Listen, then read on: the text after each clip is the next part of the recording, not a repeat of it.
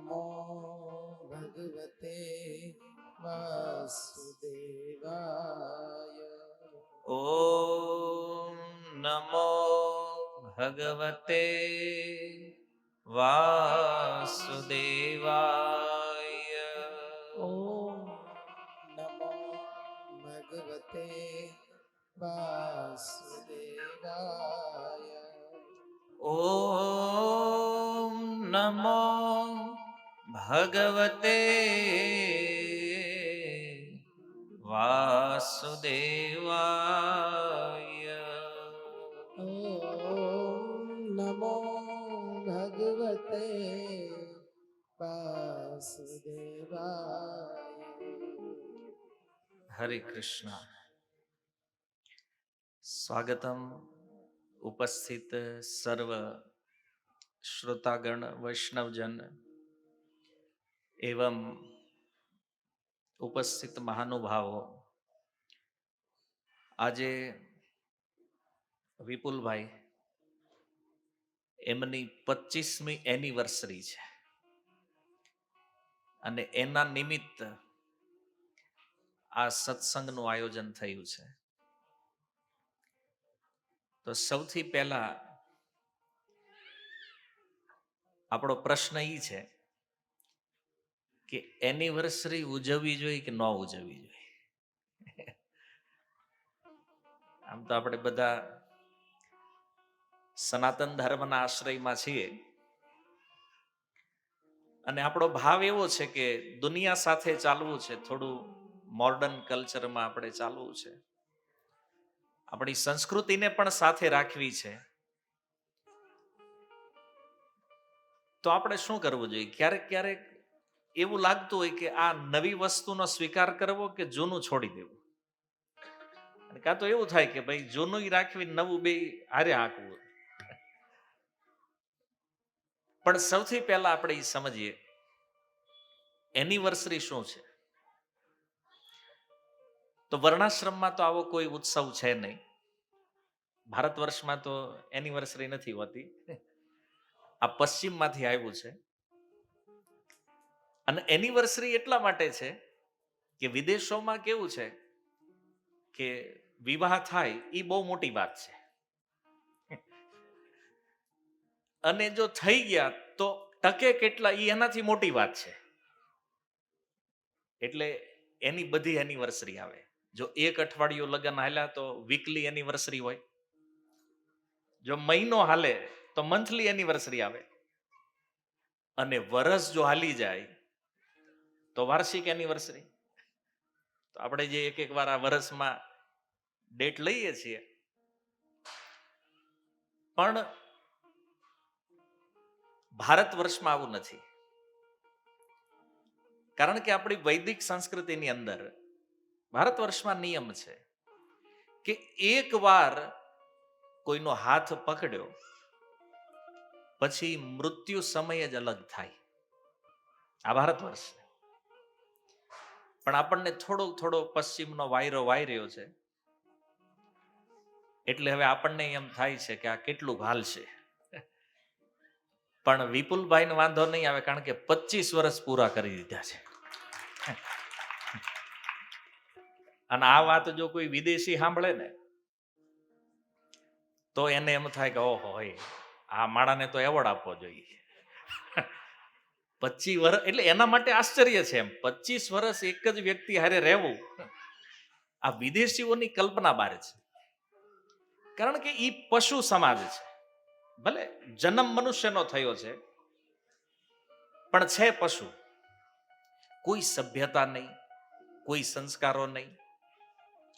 આવું મેં એકવાર કીધું તો એક ભાઈ મને કે એકવાર તમે જાઓ તો ખરા વિદેશી, કેવા નીતિ વાળા લોકો હોય. તમે કીધું દુનિયાના મોટા મોટા ગોટાળા તેણે કર્યા, એ કે એની જેવા આપણા લોકો નહીં. મેં કીધી વાત બરાબર છે, ન હોય આપણા એની જેવા.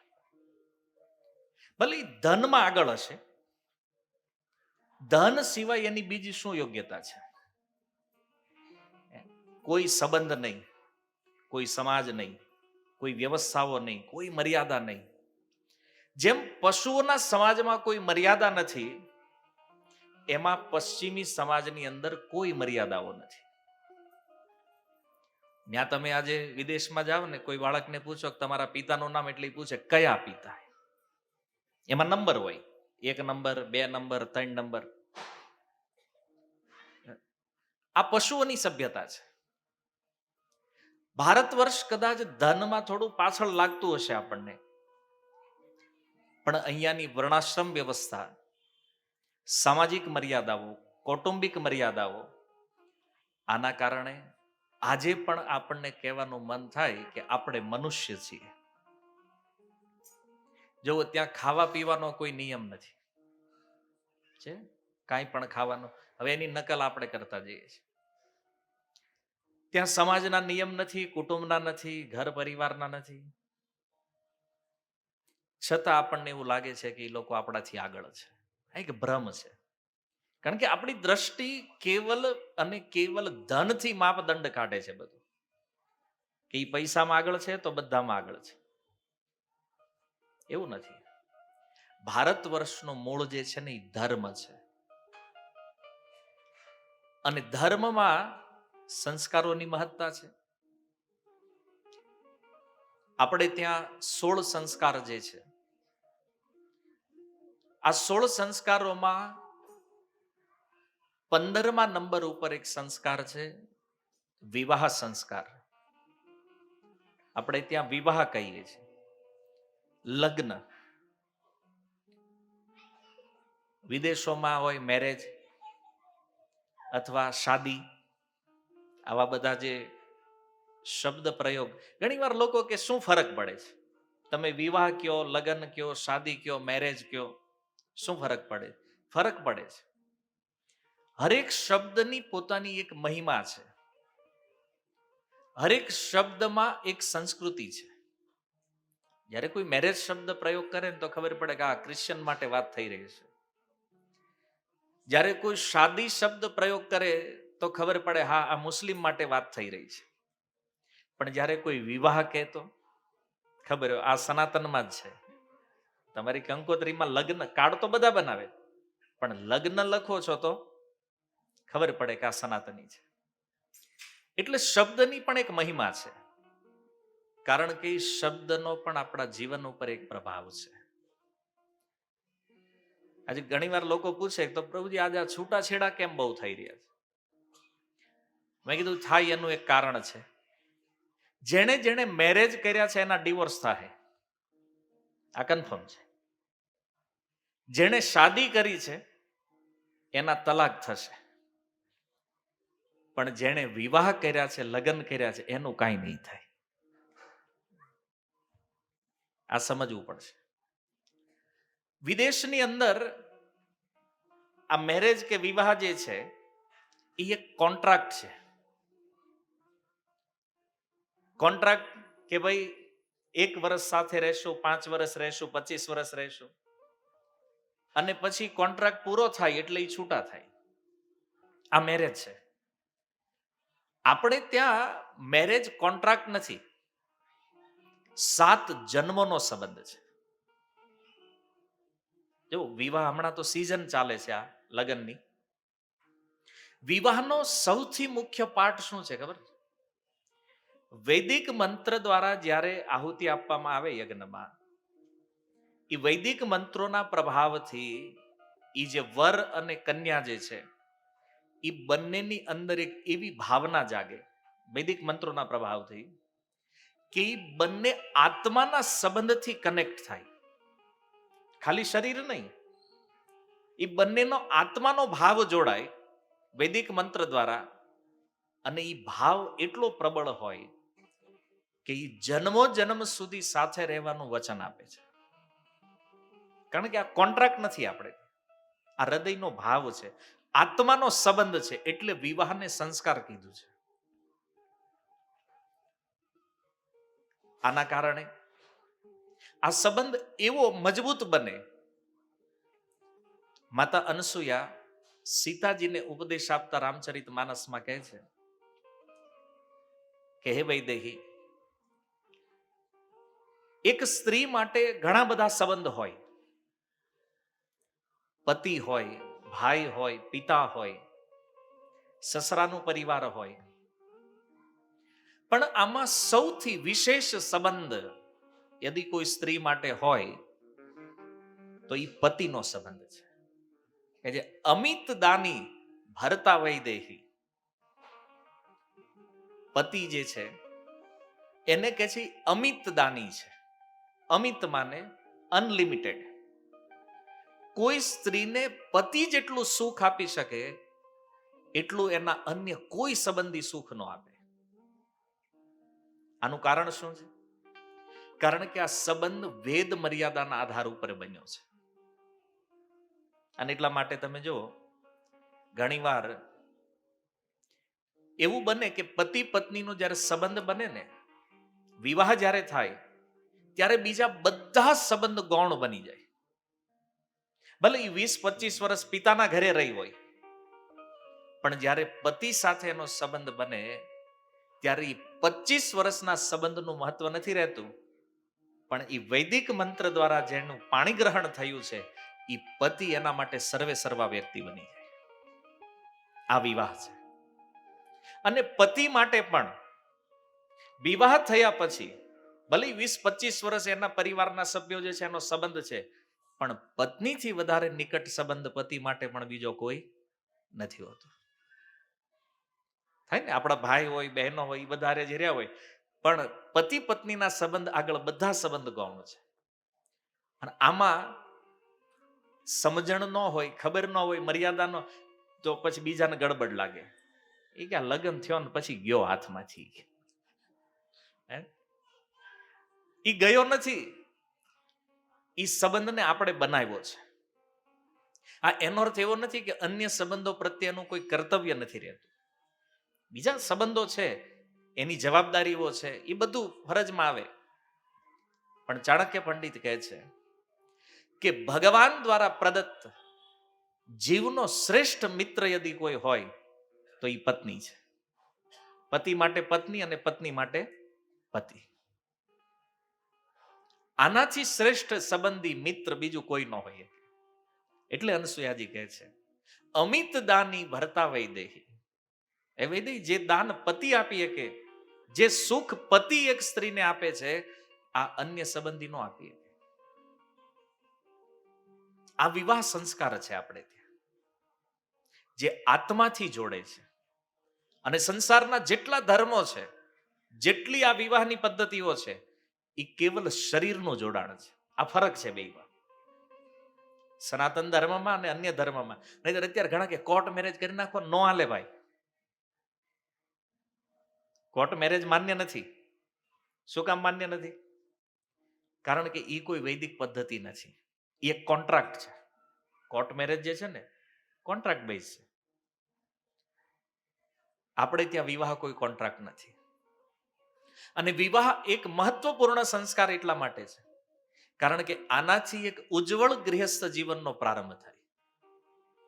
વર્ણાશ્રમમાં 4 આશ્રમ છે: બ્રહ્મચારી આશ્રમ, ગૃહસ્થ આશ્રમ, વાનપ્રસ્થ અને સંન્યાસ.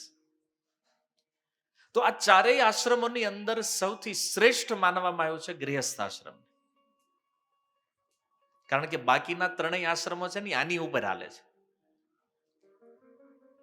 કારણ કે ગૃહસ્થ કમાવાના છે, એ દાન કરવાના છે, તો એની ઉપર તો આ 3નું હાલે છે.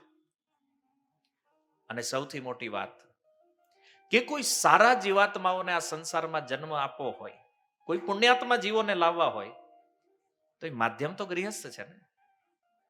આ જેટલા સાધુઓ સંતો જે કાંઈ બધા કઈ ડાઉનલોડ થઈને તો આવ્યા નથી, આજે પ્રગટ થયા નથી.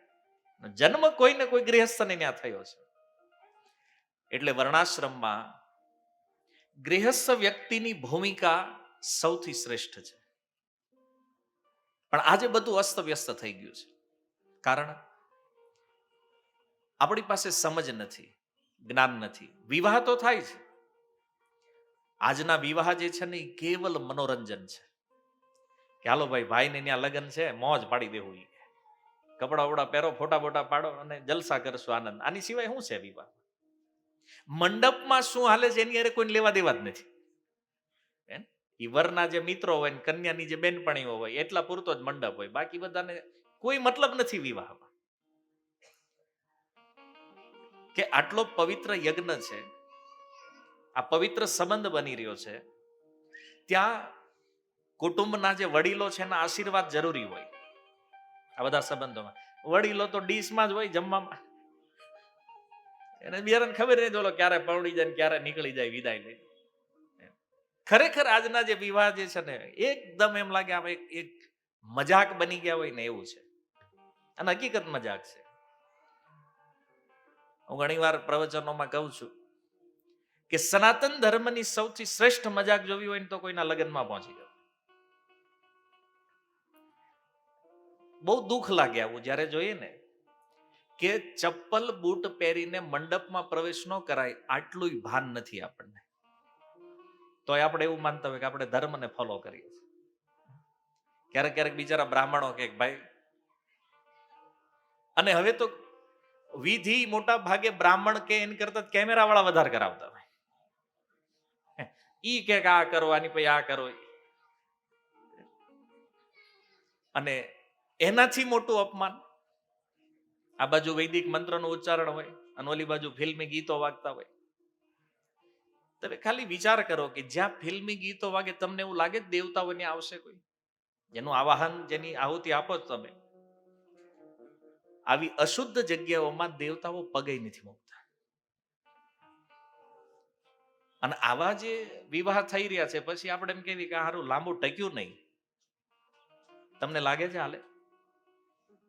સંબંધ જે તૂટી રહ્યા છે એમાં બીજા કોઈનો દોષ નથી, મૂળ દોષ આ છે. બાકી બીજા કારણો હશે પણ એ ગૌણ છે. મુખ્ય તો આ કેમ? કારણ કે જે ભાવ, જે એનર્જી દ્વારા બેના આત્માનું જોડાણ થવું જોઈએ એ જ નથી થયું. વૈદિક મંત્રો તો બોલાઈ ગયા પણ એ કેવા ખાતર? આ વિધિ બધી ઔપચારિક થઈ ગઈ છે.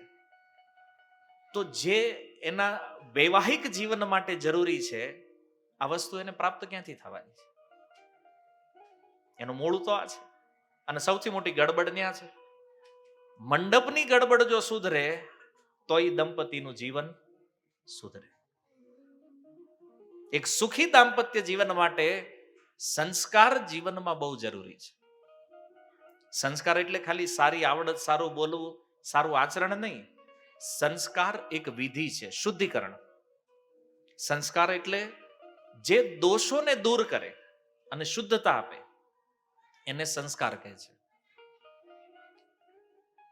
તો વિવાહ આવો એક ઉત્તમ સંસ્કાર છે જે ઉત્તમ ગૃહસ્થ જીવન માટે આપણા ઋષિ મુનિઓએ આને પ્રશસ્ત કર્યું છે. અને એટલા માટે કોઈ પણ શાસ્ત્ર તમે ખોલો, આપણે ત્યાં છૂટાછેડાનો કોઈ શબ્દ જ નથી. આપણે ત્યાં જોડાણ છે, તોડાણ નથી. કારણ કે વિવાહ એટલે જીવનભરનો સાથ. એક અંગ્રેજ જ્યારે પહેલી વાર ભારત આવ્યો એને સૌથી મોટું આશ્ચર્ય એ થયું કે ભારતમાં એક વ્યક્તિ આખી જિંદગી એક જ વ્યક્તિ હારે કાઢી નાખે. આશ્ચર્ય હતું, કારણ કે એ એવા પશુઓના સમાજમાંથી આવ્યો હતો જ્યાં કોઈ નિયમ મર્યાદા નહોતી. તો એને આશ્ચર્ય હતું એ કે કેવું અદ્ભુત રાષ્ટ્ર છે, આનું કમિટમેન્ટ કેટલું પાકું છે. હવે ત્યારે એક નવો ડે આવ્યો છે, ખબર તમને? Promise day. હમણાં આ થોડુંક સોશિયલ મીડિયામાં જોઈએ એટલે ખબર હોય કે આપણે ડે હારે શું મતલબ હોય. પ્રોમિસ કરવું જોઈએ કે જીવનભર ક્યારેય છૂટા થવું નથી. આવું એક પ્રોમિસ રહેવું જોઈએ. તો એનિવર્સરી ઉજવવાનો વારો ન આવે. આ ઉજવણી એની હોય કે આપણું એટલું હાલી ગયું. તમારે વાંધો નથી વિપુલભાઈ, આ પણ એને એનિવર્સરી ઉજવી છે તો એનિવર્સરીમાં સત્સંગ રાખ્યો છે. આ વૈદિક પ્રક્રિયા છે. આવી ઉજવણીનો આપણને શોખ પણ હોય ને, તો કંઈક એવું કાર્ય કરો કે જેનાથી આપણે ત્યાં આવવા વાળા મહેમાનો છે, જે લોકો છે, એને કંઈક લાભ થાય. અને જો આ ભગવાનના નામનું સુંદર કીર્તન, કથા, આનાથી વિશેષ લાભ બીજો શું હોય? આ સૌથી ઉત્તમ લાભ છે. તો ગૃહસ્થ જીવનની અંદર જ્યારે ધર્મ પ્રવેશ કરે ત્યારે એ વાસ્તવમાં ગૃહસ્થ બને. ધર્મ વગરનું જીવન જે છે, ધર્મેણ હીના પશુવીર સમાના. ધર્મ નથી તો આપણું જીવન પશુ જેવું છે. એટલા માટે આપણા જીવનની હરેક ક્રિયાઓ જે છે એમાં ધર્મ છે. તમે જો શાસ્ત્ર અભ્યાસ કરો તો આ તમને સમજાશે. હરેક ક્રિયાઓમાં ધર્મ છે. કારણ કે આ ધર્મ જ આપણને મનુષ્ય બનાવે છે. પશુના સ્તરથી આપણને મનુષ્યના સ્તર ઉપર લાવવા વાળો ધર્મ છે. એટલે શાસ્ત્ર કહે છે ધર્મેણ હીના પશુવીર સમાના. જેના જીવનમાં ધર્મ નથી તો એમાં ને પશુમાં કોઈ અંતર નથી. કારણ કે પછી બેયના કામ હરખા થઈ જાય. પશુ તે આહાર નિદ્રા ભય મૈથુનમ છે અને મનુષ્ય પણ આહાર નિદ્રા ભય મૈથુનમ છે. જો બેયને આજ કરવાનું હોય તો બે હરખા છે પશુ. પણ મનુષ્ય ત્યારે બને છે ધર્મો હિ એકો અધિક વિશેષ. જ્યારે એના જીવનમાં ધર્મ આવે ને ત્યારે એમાં માનવતાનો પ્રારંભ થાય. એ મનુષ્ય બને છે. અને આવો જે મનુષ્ય છે એને આ ખબર હોવી જોઈએ મારું કર્તવ્ય શું છે, મારે શું કરવાનું છે.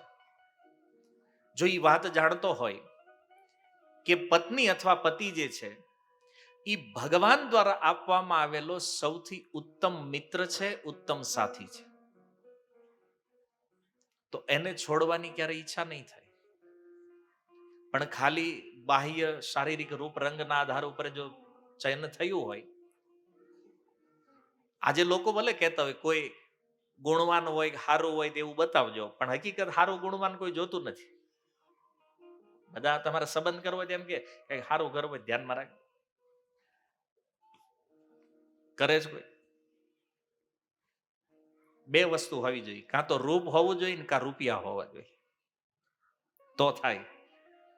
એમ અઘરું છે ને કર. હવે આપણે ઘણી વાર કઈ બિચારા કોઈ લોકોને ભજન કરો ને મેળ જ નથી પડે એમ પ્રભુ કેમ રળવું પડે એમ જ છે. મેં કીધું એટલી બધી હું હાર્ડ એન્ડ ફાસ્ટ જરૂરી છે એમ રળવાની, નગર વ્યવહાર નહીં થાય કે છોકરા એમ નામ રહી જાય. આપણે કેવો ટ્રેન્ડ બનાવ્યો સમાજમાં એ જો. આપણા જ સમાજની અંદર આપણા દીકરા દીકરીઓના વિવાહ નથી થતા તોય આપણને એવું લાગે છે કે આપણે પ્રોગ્રેસ કરીએ છીએ, બહુ ફોરવર્ડ. પેલા એવું હતું કે આ કંઈક ન હોય, હવે તો ઘરના બંગલા હોય ને તોય વાંઢા રહે છે ને સમાજમાં આવા દાખલા. વિચારવું પડશે ને આપણે દિશા કઈ લઈ રહ્યા છીએ. વિવાહ નથી થતા બોલો, આ ધર્મની કમી છે. પણ સમાજને આ ધ્યાનમાં આવતા આવતા હજી બહુ સમય વયો જાય. એને સમજાય ને ત્યારે ઘણું મોડું થઈ ગયું છે. જ્યારે ગુણ જોતા હતા લોકો ત્યારે આ પ્રોબ્લેમ નતો. એક પેઢી વાહે વૈયા જાવ.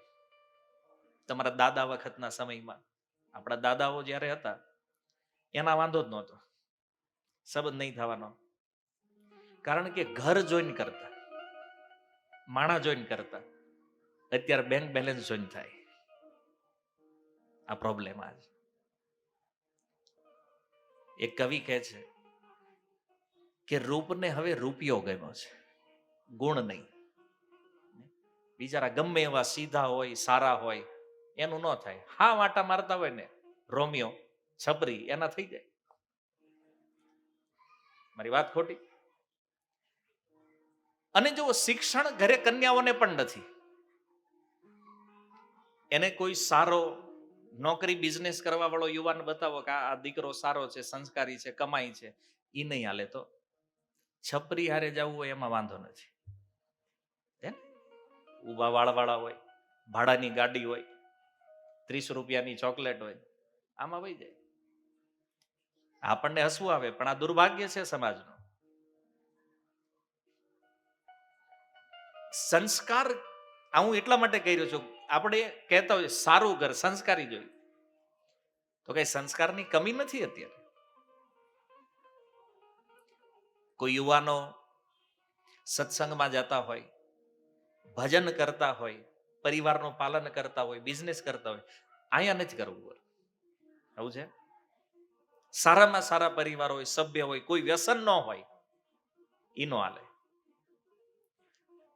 દારૂ ભલે પીતા હોય પણ પૈસા હોય તો ત્યાં બાકી નથી રહેતું.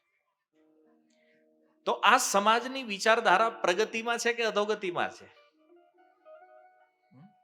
પછી કે ગૃહસ્થ જીવનમાં સુખ નથી, કેવી રીતે આવે? સંસ્કાર વિહીન વ્યક્તિત્વમાં સુખની કલ્પના પણ ક્યારેય ન થઈ શકે. એટલે આપણા આચાર્યોએ જીવનના હરેક સ્ટેપમાં ધર્મને સ્થાન આપ્યું છે કે ધર્મ વગર જીવન પશુ જેવું થવાનું છે, એટલે ધર્મ જરૂરી છે. તો યુધિષ્ઠિર મહારાજ રાજસૂય સભાની અંદર નારદ મુનિને એક પ્રશ્ન કરતા કહે છે, યુધિષ્ઠિર વાચ ગૃહસ્થ એતામ પદવીમ વિધિના યેન ચ અંજસા યાતિ દેવ ઋષેબ્રિહિ માદૃશો ગૃહ મુદ્દધિ. કહે છે, હે દેવર્ષિ, મારી જેવા જે ઘર સંસારમાં આસક્ત ગૃહસ્થો છે એ કોઈ વિશેષ પરિશ્રમ કર્યા વગર, કારણ કે એને કમાવાનું હોય, વ્યવહાર કરવાનો હોય, એટલે આ ઋષિ મુનિઓની જેમ જંગલમાં જઈને તપસ્યા કરે, સાધનાઓ કરે, આ બધો ટાઈમ નથી ગૃહસ્થો પાસે. તો યુધિષ્ઠિર મહારાજ રાજા છે, પોતે ગૃહસ્થ છે, અને નારદ મુનિ સાધુ છે. એ નારદજીને પ્રશ્ન કરે છે આપણા વતી કે અમે ઘરમાં આસક્ત છીએ, ગૃહ મુદ્દધિ, પોતાને મૂઢ કહી રહ્યા છે યુધિષ્ઠિર મહારાજ. મૂઢ એટલા માટે કે આ સંસાર સાગરથી કેમ પાર ઉતરવું, આનું જ્ઞાન અમારી જેવા ગૃહસ્થોને હોય નહીં. તો તમે કૃપા કરીને મને એ કહો કે એવું કયું સરળ સાધન છે કે મેં બહુ મહેનત ન કરવી ગૃહસ્થો તોય પાર પામી જાય.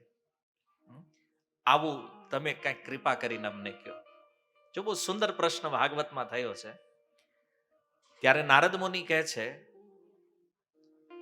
નારદ વાચ, નારદજી કહે છે, ગૃહેશ્વ અવસ્થિતો રાજન ક્રિયા કુર્વન ગૃહોચિતા વાસુદેવાર્પણમ સાક્ષાત ઉપાસિત મહામુનિ. કહે છે, રાજન, ગૃહેશ્વ સ્થિતો, જે લોકો ગૃહસ્થ છે એને ગૃહસ્થીમાં જ રહેવું જોઈએ. પહેલો નિયમ. આ બહુ ઉત્તમ વાત નારદજીએ કરી છે. જો નારદજી પોતે સંન્યાસી છે, ગૃહસ્થ ધર્મનો ઉપદેશ આપી રહ્યા છે, અને પહેલો ઉપદેશ શું છે કે જે ગૃહસ્થ વ્યક્તિ છે એને ગૃહસ્થીમાં જ રહેવું જોઈએ. આવું એટલા માટે કહે છે કે સૌથી પહેલા તો એ સમજીએ ગૃહસ્થ કોણ છે. ગૃહસ્થ એટલે ચાર દિવાલોમાં રહેવા વાળો વ્યક્તિ નહીં. ઘરને ગૃહ કહેવામાં આવે છે. ઘરે જે રહેતા હોય એ ગૃહસ્થ છે એવું નથી. ગૃહસ્થ એને કહે છે જે ગૃહિણી સાથે રહે છે, જેને પત્ની છે, જે પત્ની સાથે ઘરમાં વાસ કરે છે એને ગૃહસ્થ કહેવામાં આવે છે. તો કોઈ ઘરે રહેતા હોય પણ વિવાહ ન થયા હોય તો એવું ન કહેવાય ગૃહસ્થ આશ્રમમાં છે. પત્ની જ્યારે પ્રાપ્ત થાય ત્યારે જ વ્યક્તિ ગૃહસ્થ જીવનમાં પ્રવેશ કરે. અને એને ગૃહસ્થ સંજ્ઞા ક્યારે લાગે કે પત્ની સાથે મળી અને ગૃહસ્થ ઉચિત કર્તવ્યોનું પાલન કરતા હોય, ભગવાનનું ભજન કરતા હોય, પછી બાળકોને પણ ભગવાનના ભજનમાં લગાવ્યા હોય, આવું જે ઘર છે એ ગૃહસ્થ છે. ખાલી પત્ની સાથે રહેતા હોય, બાળકો હોય, ધંધો કરતા હોય ને ભોગ કરતા હોય, ભજન નથી કરતા, એ ગૃહસ્થ નથી. એને શાસ્ત્ર ગૃહ મેધી કહે છે.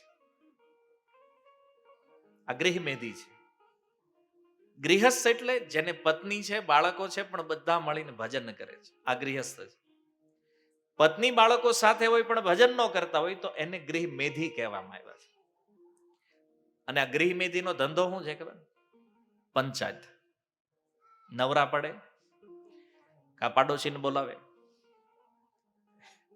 કા સોસાયટીમાંથી ભેગા કરે અને રાત દિવસ દુનિયાની ચર્ચા કરતા હોય. એના વિષયો હોય રાજનીતિ, દિલ્હીમાં શું હાલે, અમેરિકામાં શું હાલે. આપણે કે ભાઈ તમારે શું લેવા દેવા, તમારું સોસાયટીમાં નથી હાલતું. ના ના, જાણવું પડે કે બધું. ભાઈ હું જાણકારી લઈને કરવું છે. કાં તો વૈજ્ઞાનિક વાતો. હવે વિજ્ઞાનમાં એને હરખો કોઈ સ્પેલિંગ લખતા ન આવડતું હોય પણ એ વિજ્ઞાનની ચર્ચા કરતા હોય. વૈજ્ઞાનિકોએ આમ કર્યું, વૈજ્ઞાનિકોએ આમ કર્યું. ઓઈલો વાયરસનો સ્પેલિંગ લખવાની કીધું ન આવડે લખતા, પણ વાતો વાયરસ બેક્ટેરિયાની કરતા હોય. બધી નવી નવી મશીનરી અને આવી બધી ચર્ચાઓમાં એનો ટાઈમ પાસ થાય. મતલબ એની પાસે આત્મકલ્યાણની વાત ક્યારેય તમને સાંભળવા ન મળે. આ ગૃહમેધી છે.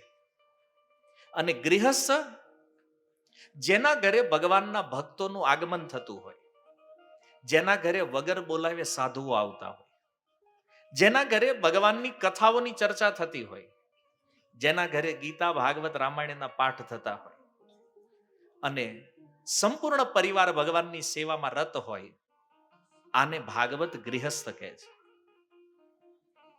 અને આવા ગૃહસ્થો કર્તવ્ય પ્રત્યે બેદરકાર ન હોય.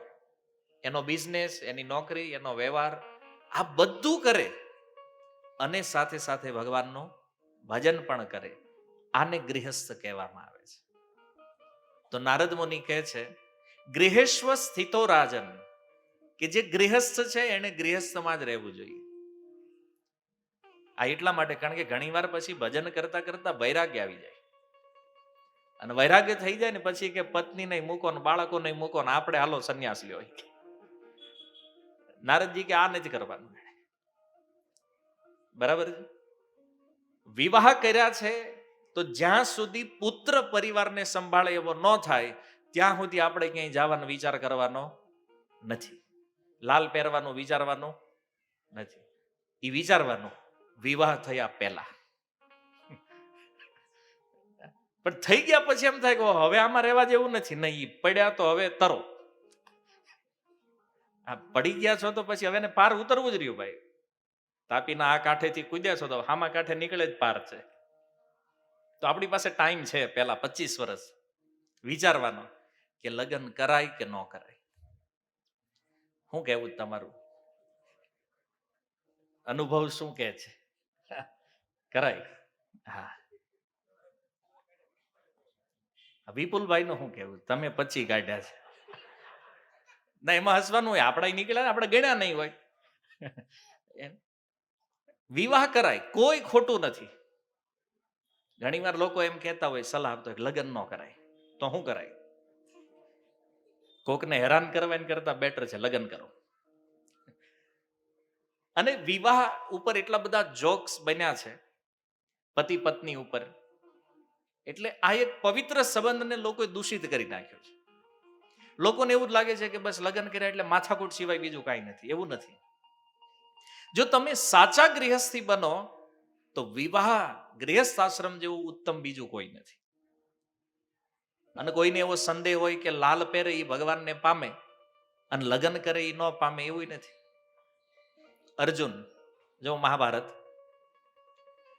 અર્જુન ગૃહસ્થ છે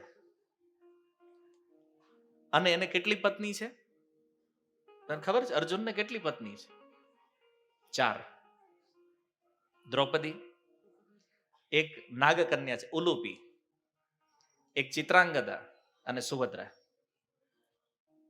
4 પત્ની છે, ગૃહસ્થ છે, રાજા છે, છતાં એનો રથ ભગવાન દ્વારકાધીશ ચલાવે છે. મહેતા નરસિંહ આપણા ગુજરાતનું ઉદાહરણ લઈએ. એક જીવનમાં 52 વખત ભગવાનના દર્શન થયા. ઈ મહેતા નરસિંહ કોણ છે? ગૃહસ્થ. તુકારામજી મહારાજ મહારાષ્ટ્ર, ઈ પણ ગૃહસ્થ. મીરા ઈ પણ ગૃહસ્થ. તમે જો એક લિસ્ટ બનાવો જેને જેને ભગવાનની પ્રાપ્તિ થઈ છે તો બેયને થઈ છે. સાધુ જેને સંન્યાસ લીધો છે એને પણ થઈ છે, ગૃહસ્થ. પણ મોસ્ટ ઓફ કળિયુગમાં જેને ભગવાન મળ્યા ને એ ગૃહસ્થ વ્યક્તિ છે. છેલ્લા 500 વર્ષનો ઇતિહાસ તમે કાઢો ભારતનો, તો જેને ભગવત પ્રાપ્તિ થઈ છે એ ગૃહસ્થ વ્યક્તિને થઈ છે. આ વાત હું એટલે કરી રહ્યો છું કે એવું માપદંડ નથી કે તમે વિવાહ કરો એટલે બસ હવે જીવન પતી ગયું. જે અત્યારે આપણા મગજમાં એવું આવે છે કે ભાઈ લગ્ન કર્યા એટલે કાંઈ નહીં. પછી આવું એટલા માટે લાગે. અમારા ગુરુ મહારાજ કહે છે કે વિવાહ કરો, પણ વિવાહ શું કામ કરવાના છે આનું જ્ઞાન બાળકોને પહેલા આપો. આજ લગ્ન બધા કરે, ખબર નથી શું કામ કરે એટલે અટવાય છે. તમે હમણાં રોજ બરોજ જાતા જશો મેરેજમાં, વરાજાને પૂછવાનું શું કામ લગ્ન કર્યા, લગભગ એની પાસે ઉત્તર નહીં હોય. એક જ હશે કે ભાઈ મારા બાપાએ કીધું છે એટલે કરી નાખ્યું.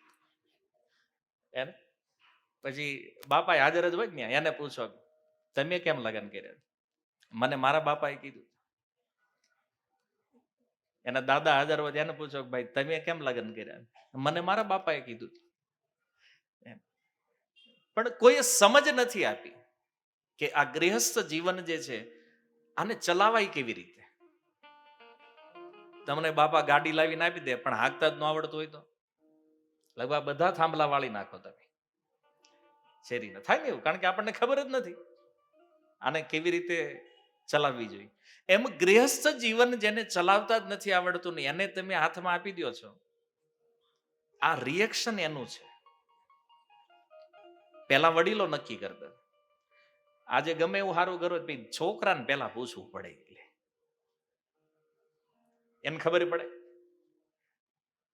તમે દાદા છો, તમે આ જીવન જીવા છો, તમે તમારો અનુભવ કહી શકો. એના પિતા હોય એ અનુભવી હોય, છોકરાને શું ખબર પડે? નહીં નહીં અમારી લાઈફનો નિર્ણય અમે લઈશું. પણ તને ખબર શું પડે તું નિર્ણય લેવાનો. અને માતા પિતા ઈ કે હવે ઈ છોકરા કે એમ હાકો નહીં કે સમય એવો છે ને, એટલે ઓલાને ફાવી ગયું. એ કે આપણે હા પાડશું તો જ થવાનું, નકર કઈ થવાનું નથી. આ બધું આમ અટવાઈ ગયું છે. જ્ઞાન નથી. જે કાર્ય કરવાનું છે, જે કર્મ કરવાનું છે એનું જ્ઞાન નથી. અને એટલે પ્રત્યેક ગૃહસ્થોના જીવનમાં ઉત્પાત સિવાય બીજું કાંઈ નથી. બહુ સૌભાગ્યશાળી ઓછા એવા લોકો હશે જે પ્રેમથી જેનું ગૃહસ્થ જીવન ચાલતું છે, પણ નથી સમજ આપણને આવતી. એટલે નારદ મુનિ કહે છે કે ગૃહસ્થ બન્યા છો તો ગૃહસ્થ રહ્યો, સ્વધર્મે નિધનમ શ્રેય પરધર્મ ભયાવહ, ગીતામાં ભગવાન કહે છે. ભલે ગૃહસ્થ જીવનમાં આપણને દોષ પણ દેખાતો હોય, પણ આપણે ક્યારેય ગૃહસ્થી છોડીને સાધુ બનવાનો વિચાર કરવો જોઈએ નહીં. એ આપણું કામ જ નથી. આપણે જેની હારે 4 ફેરા લીધા છે એનું પાલન કરવાનું છે, જે બાળકો છે એનું પાલન કરવાનું છે, એ આપણું કામ છે. અને એટલે આપણે ત્યાં વ્યવસ્થા છે. એવું નથી ગૃહસ્થો નામાં રહેવાનું છે. તમે 50 વર્ષ જ્યારે પાર કરો, તમારા બાળકો ઘર પરિવાર વ્યવહાર સંભાળે એવા થાય, પછી ગૃહસ્થોને વાનપ્રસ્થમાં મૂકવામાં આવે.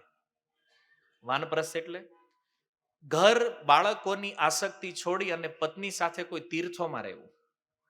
જેમ કે કોઈ વૃંદાવન રહે છે, કોઈ માયાપુર જગન્નાથપુરી જેવા ધામમાં વાસ કરે. અને સમય જતા ત્યાં પણ જ્યારે વ્યક્તિને વૈરાગ્ય થાય, સંન્યાસની ઈચ્છા થાય, તો પત્નીને બાળકોની સંભાળમાં મૂકી અને એ વ્યક્તિ સંન્યાસ. આ એક સિસ્ટમ છે કે તમારા જવાથી તમારી પાછળ કોઈને ડિસ્ટર્બ ન થાય, તમારું પરિવાર, તમારો સમાજ. અને ગૃહસ્થ જીવનનું કે સંન્યાસ જીવનનું કોઈ ઊંધું ઉદાહરણ ન આપે. એટલા માટે નારદજી કહે છે ગૃહેશ્વ સ્થિતો રાજન ક્રિયા કુર્વન ગૃહોચિતા. અને ગૃહસ્થ જીવનમાં જે ઉચિત કાર્ય છે, હવે ગૃહસ્થ જીવનનું ઉચિત કાર્ય શું છે? સૌથી પહેલું કાર્ય છે કમાવું. કારણ કે ગૃહસ્થ વ્યક્તિએ પરિવારનું પાલન કરવાનું છે. એનું પહેલું કર્તવ્ય છે એણે કમાવું જોઈએ. ધન અર્જિત કરી પત્ની અને બાળકોનું ભરણ પોષણ કરવું જોઈએ. પણ આપણે ગૃહસ્થીમાં થોડુંક મિસ્ટેક આમાં પણ થઈ ગઈ છે. આપણે એવું વિચારીએ છીએ કે પત્ની અને બાળકોનું ભરણ, બસ આ જ મારું કર્તવ્ય છે. આ નથી, આ પહેલું છે. આપણે એને પહેલું ને છેલ્લું કરી નાખ્યું. કે બસ આટલું ખાલી પરિવારને પાલન કરશું, એના શોખ પૂરા કરશું, એની જરૂરિયાતો પૂરી કરશું એટલે આપણું કામ થઈ ગયું. ના, આપણો જે બિઝનેસ છે, જે ધંધો આપણે કરીએ છીએ અથવા નોકરી કરતા હોય, તો એવું માનીને કરો કે હું જે પરિવાર માટે આ કરી રહ્યો છું, આ પરિવાર મને ભગવાને આપ્યું છે. જે પત્ની મળી છે એ ભગવાને આપી છે, એ પણ ભગવાનનો અંશ છે. જે બાળકો છે એ પણ ભગવાને આપ્યા છે, એ ભગવાનનો અંશ છે. અને મારે એની સેવા કરવાની છે. આ જવાબદારી મને ભગવાને આપી છે. આવું માનીને જ્યારે તમે કોઈ બિઝનેસ, કોઈ નોકરી પણ કરો ને, એ પણ તમારું ભજન થઈ જાય. એ ભક્તિ છે. આ બોજ નથી. આપણે વિચારધારા બદલવાની છે. આપણે શું માનીએ છીએ? પત્ની અને બાળકો મારા છે, હું અને મારું જે છે આ બંધનનું કારણ છે. એના બદલે એને માનો કે નહીં, આ ભગવાનના છે અને આની સેવા મને આપવામાં આવી છે, આ મારી જવાબદારી છે. તો એમાં હું પણ આનો જે ભાવ છે ને એ નહીં રહે.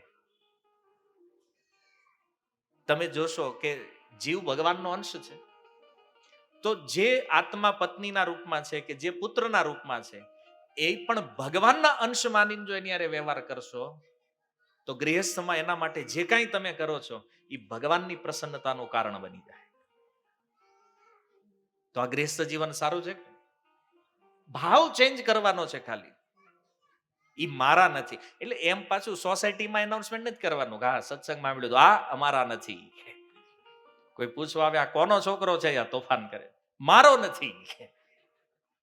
તો ભાવ અને વ્યવહારનું અંતર ખબર હોવી જોઈએ. હા, વ્યવહારમાં ઈ છે, આપણે કેવું ભાઈ આ મારી પત્ની છે, મારો પુત્ર છે, ઈ વ્યવહાર છે. પણ અંદરથી ભાવ ઈ હોવો જોઈએ કે આ મારા નથી, આ ભગવાનના છે અને હું એની સેવા કરું છું. આ ટેકનિક છે ગૃહસ્થ જીવન. અને આ જો આપણે શીખીએ તો વિચાર કરો જીવન કેટલું સરસ ચાલે. લોકો કહેતા હોય ઘર હોય ને વાસણ ખખડે, ન ખખડે ક્યારે. એક પણ લડાઈ ઝઘડા વગર પણ જીવન ચાલે, સમજ હોય તો. હવે આ જ્ઞાન જ ન હોય, જાણકારી જ ન હોય, શું કરે બિચારા? મેં કીધું એમ, ગાડી તો દીકરાને લઈને આપી, પણ હવે હાંકતા ન શીખવાડ્યું હોય તો એક્સિડન્ટ થવાનું. તો આ જેને જેને આપણે ગૃહસ્થમાં નાખી છીએ, એને ગૃહસ્થ જીવનમાં નાખી તો દઈ છીએ, પણ એને શીખવાડતા નથી અને હાંકવાનું જ કેમ. પછી લડાઈઓ, અને એ લડાઈઓ ક્યાં જઈને ઉભી રહે એનું કઈ નક્કી નથી, કેટલી મર્યાદાઓ તોડે એનું કઈ નક્કી નથી. પણ નારદ મુનિ કહે છે ક્રિયા કુર્વન ગૃહોચિતા, મતલબ ગૃહસ્થ જીવનને ઉચિત જે કાંઈ કર્મ છે એ વ્યક્તિએ કરવા જોઈએ. પરંતુ કેવી રીતે? જો આ સંસારમાં કોઈ પણ કર્મ આપણે કરશું એનું એક બંધન લાગે છે. કોઈ પણ કર્મ છે તો એનું એક બંધન છે. પણ હવે ગૃહસ્થોને કર્મ તો કરવું જ પડે. તો એના બંધનથી મુક્ત થવાનો ઉપાય શું છે? જો એક બાજુ નારદજી કહે છે ક્રિયા કુર્વન ગૃહોચિતા, ગૃહ ઉચિત ક્રિયાઓ કરો, પણ એમાં પણ બંધન ઉત્પન્ન થાય છે. તો એ બંધનને છોડવા માટેનો ઉપાય છે વાસુદેવાર્પણમ સાક્ષાત. જે કાંઈ આપણે કરીએ છીએ આ બધું કર્મ ભગવાનને સમર્પિત કરવું જોઈએ. કારણ કે કર્મ અને કર્મનું ફળ જ્યારે કોઈ ભગવાનને સમર્પિત કરે ત્યારે એવા ગૃહસ્થને એ કર્મનું બંધન બાંધતું નથી. કર્મ તો થશે પણ એનું કોઈ રિએક્શન નહીં આવે. અન્યથા આપણે જે કર્મ કરીએ છીએ યા તો એનું પાપ થશે યા તો પુણ્ય, એક ફળ આવશે બેમાંથી અને બેય ભોગવવું પડશે. પણ જો કોઈ વ્યક્તિ પોતાના કર્મ ભગવાનને સમર્પિત કરી દે તો એવા કર્મનું કોઈ બંધન એને લાગતું નથી. તો હવે પ્રશ્ન એ છે ભગવાનને સમર્પણ કેવી રીતે કરવું? વાસુદેવાર્પણમ નારાયણાયતિ સમર્પયતિ, કેવી રીતે કરવું જોઈએ ભગવાનને? તો આ જે કાંઈ કર્મ આપણે કરીએ છીએ એમાં 3 ભાવ હોવા જોઈએ. આ બંધનથી મુક્ત થવા માટે, વાસુદેવાર્પણમ કરવા માટે. આ ધ્યાનથી સમજજો, ગૃહસ્થો માટે આ સૌથી કામની વસ્તુ છે કે જો વાસુદેવ અર્પણ કર્યા વગર કોઈ કર્મ કરશું તો એનું બંધન આવશે પાપ અથવા પુણ્યના રૂપમાં. પણ જો વાસુદેવાર્પણમ કરશું તો એ અકર્મ થઈ જાય.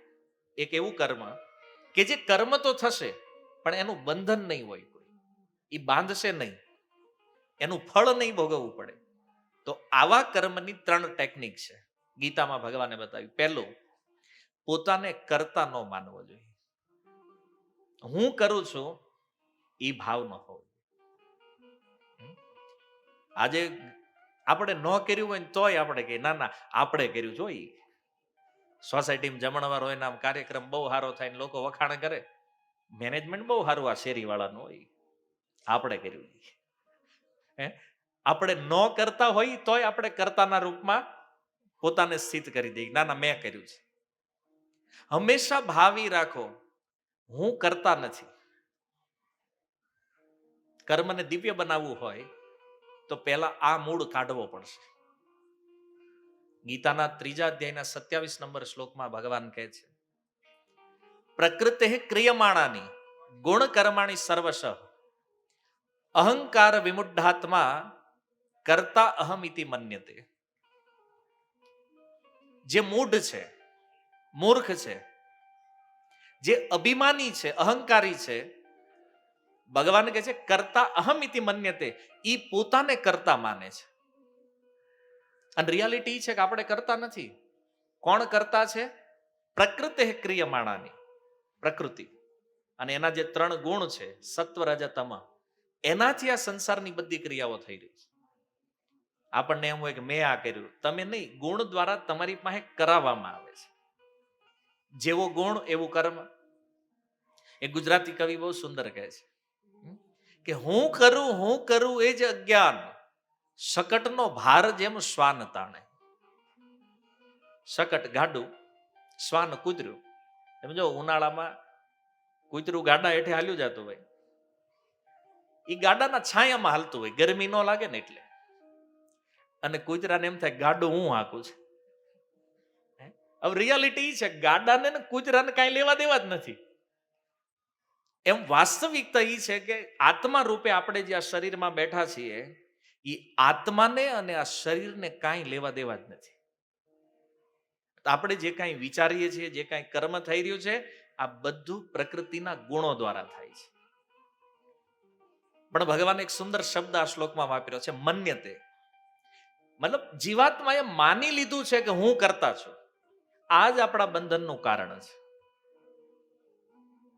તો પહેલી વસ્તુ કે હું કરતા નથી.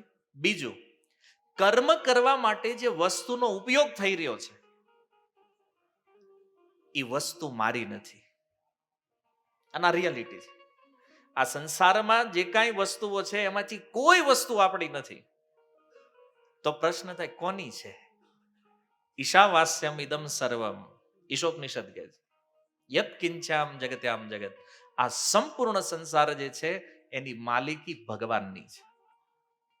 અને આપણે બધા જાણીએ છીએ કે જે વસ્તુને આપણે એમ કહીએ કે આ મારી છે, આપણે લઈને આવ્યા હતા. આ પૃથ્વીમાં આવ્યા ને તો અહીં બધું હતું. આપણે થોડુંક આઘું પાછું કર્યું, ભેગું કર્યું. આપણે લાવ્યા નથી, આપણે ભેગું કર્યું છે. અને આપણે અહીંથી વયા જાવ તો પાછા કાંઈ આપણે લઈ જઈએ એકવાર નહીં નથી. એ હું કામ નથી લઈ જતા ખબર? આપણું છે નહીં. આ વાત કોઈ માને કે નહીં? નહીં. ઘણી વાર હું છે, મહેનત બહુ કરી હોય ને એ આ વિચારમાં ફિટ ન થાય. હવે એમ તૂટી ગયા એ કે માંડ માંડ એક મકાન થયું ઘરનું, તમે કહો અમારું નથી. ભલે તમે બનાવ્યું એ બધું ભેગું, ક્યાંકથી રેતી લાવ્યા, ક્યાંકથી સિમેન્ટ લાવ્યા, પથ્થર લાવ્યા, ઈંટું લાવ્યા, ભેગું કર્યું, મહેનત કરી, મજૂરી કરી, બનાવી, પણ એ તમારું છે નહીં. ઓલા દસ્તાવેજમાં નામ બોલે, ભલે બોલે, તમે ભયા જાઓ પછી ત્યાં ફરી જાય કોઈક બીજાનો. એમ અને નો મેળ આવતો હોય હાથ બાર જોઈ લો. જે પ્રોપર્ટી ઉપર આપણો દાવો છે ને એ પેલા કોકની હતી. જે જમીન ઉપર આપણી સિગ્નેચર છે ને કોકની. 25 ને 100 ને 200 નામ બોલતા હોય દસ્તાવેજ હાથ બારમાં. આપણું ઈ ફર્યા કરે બધું.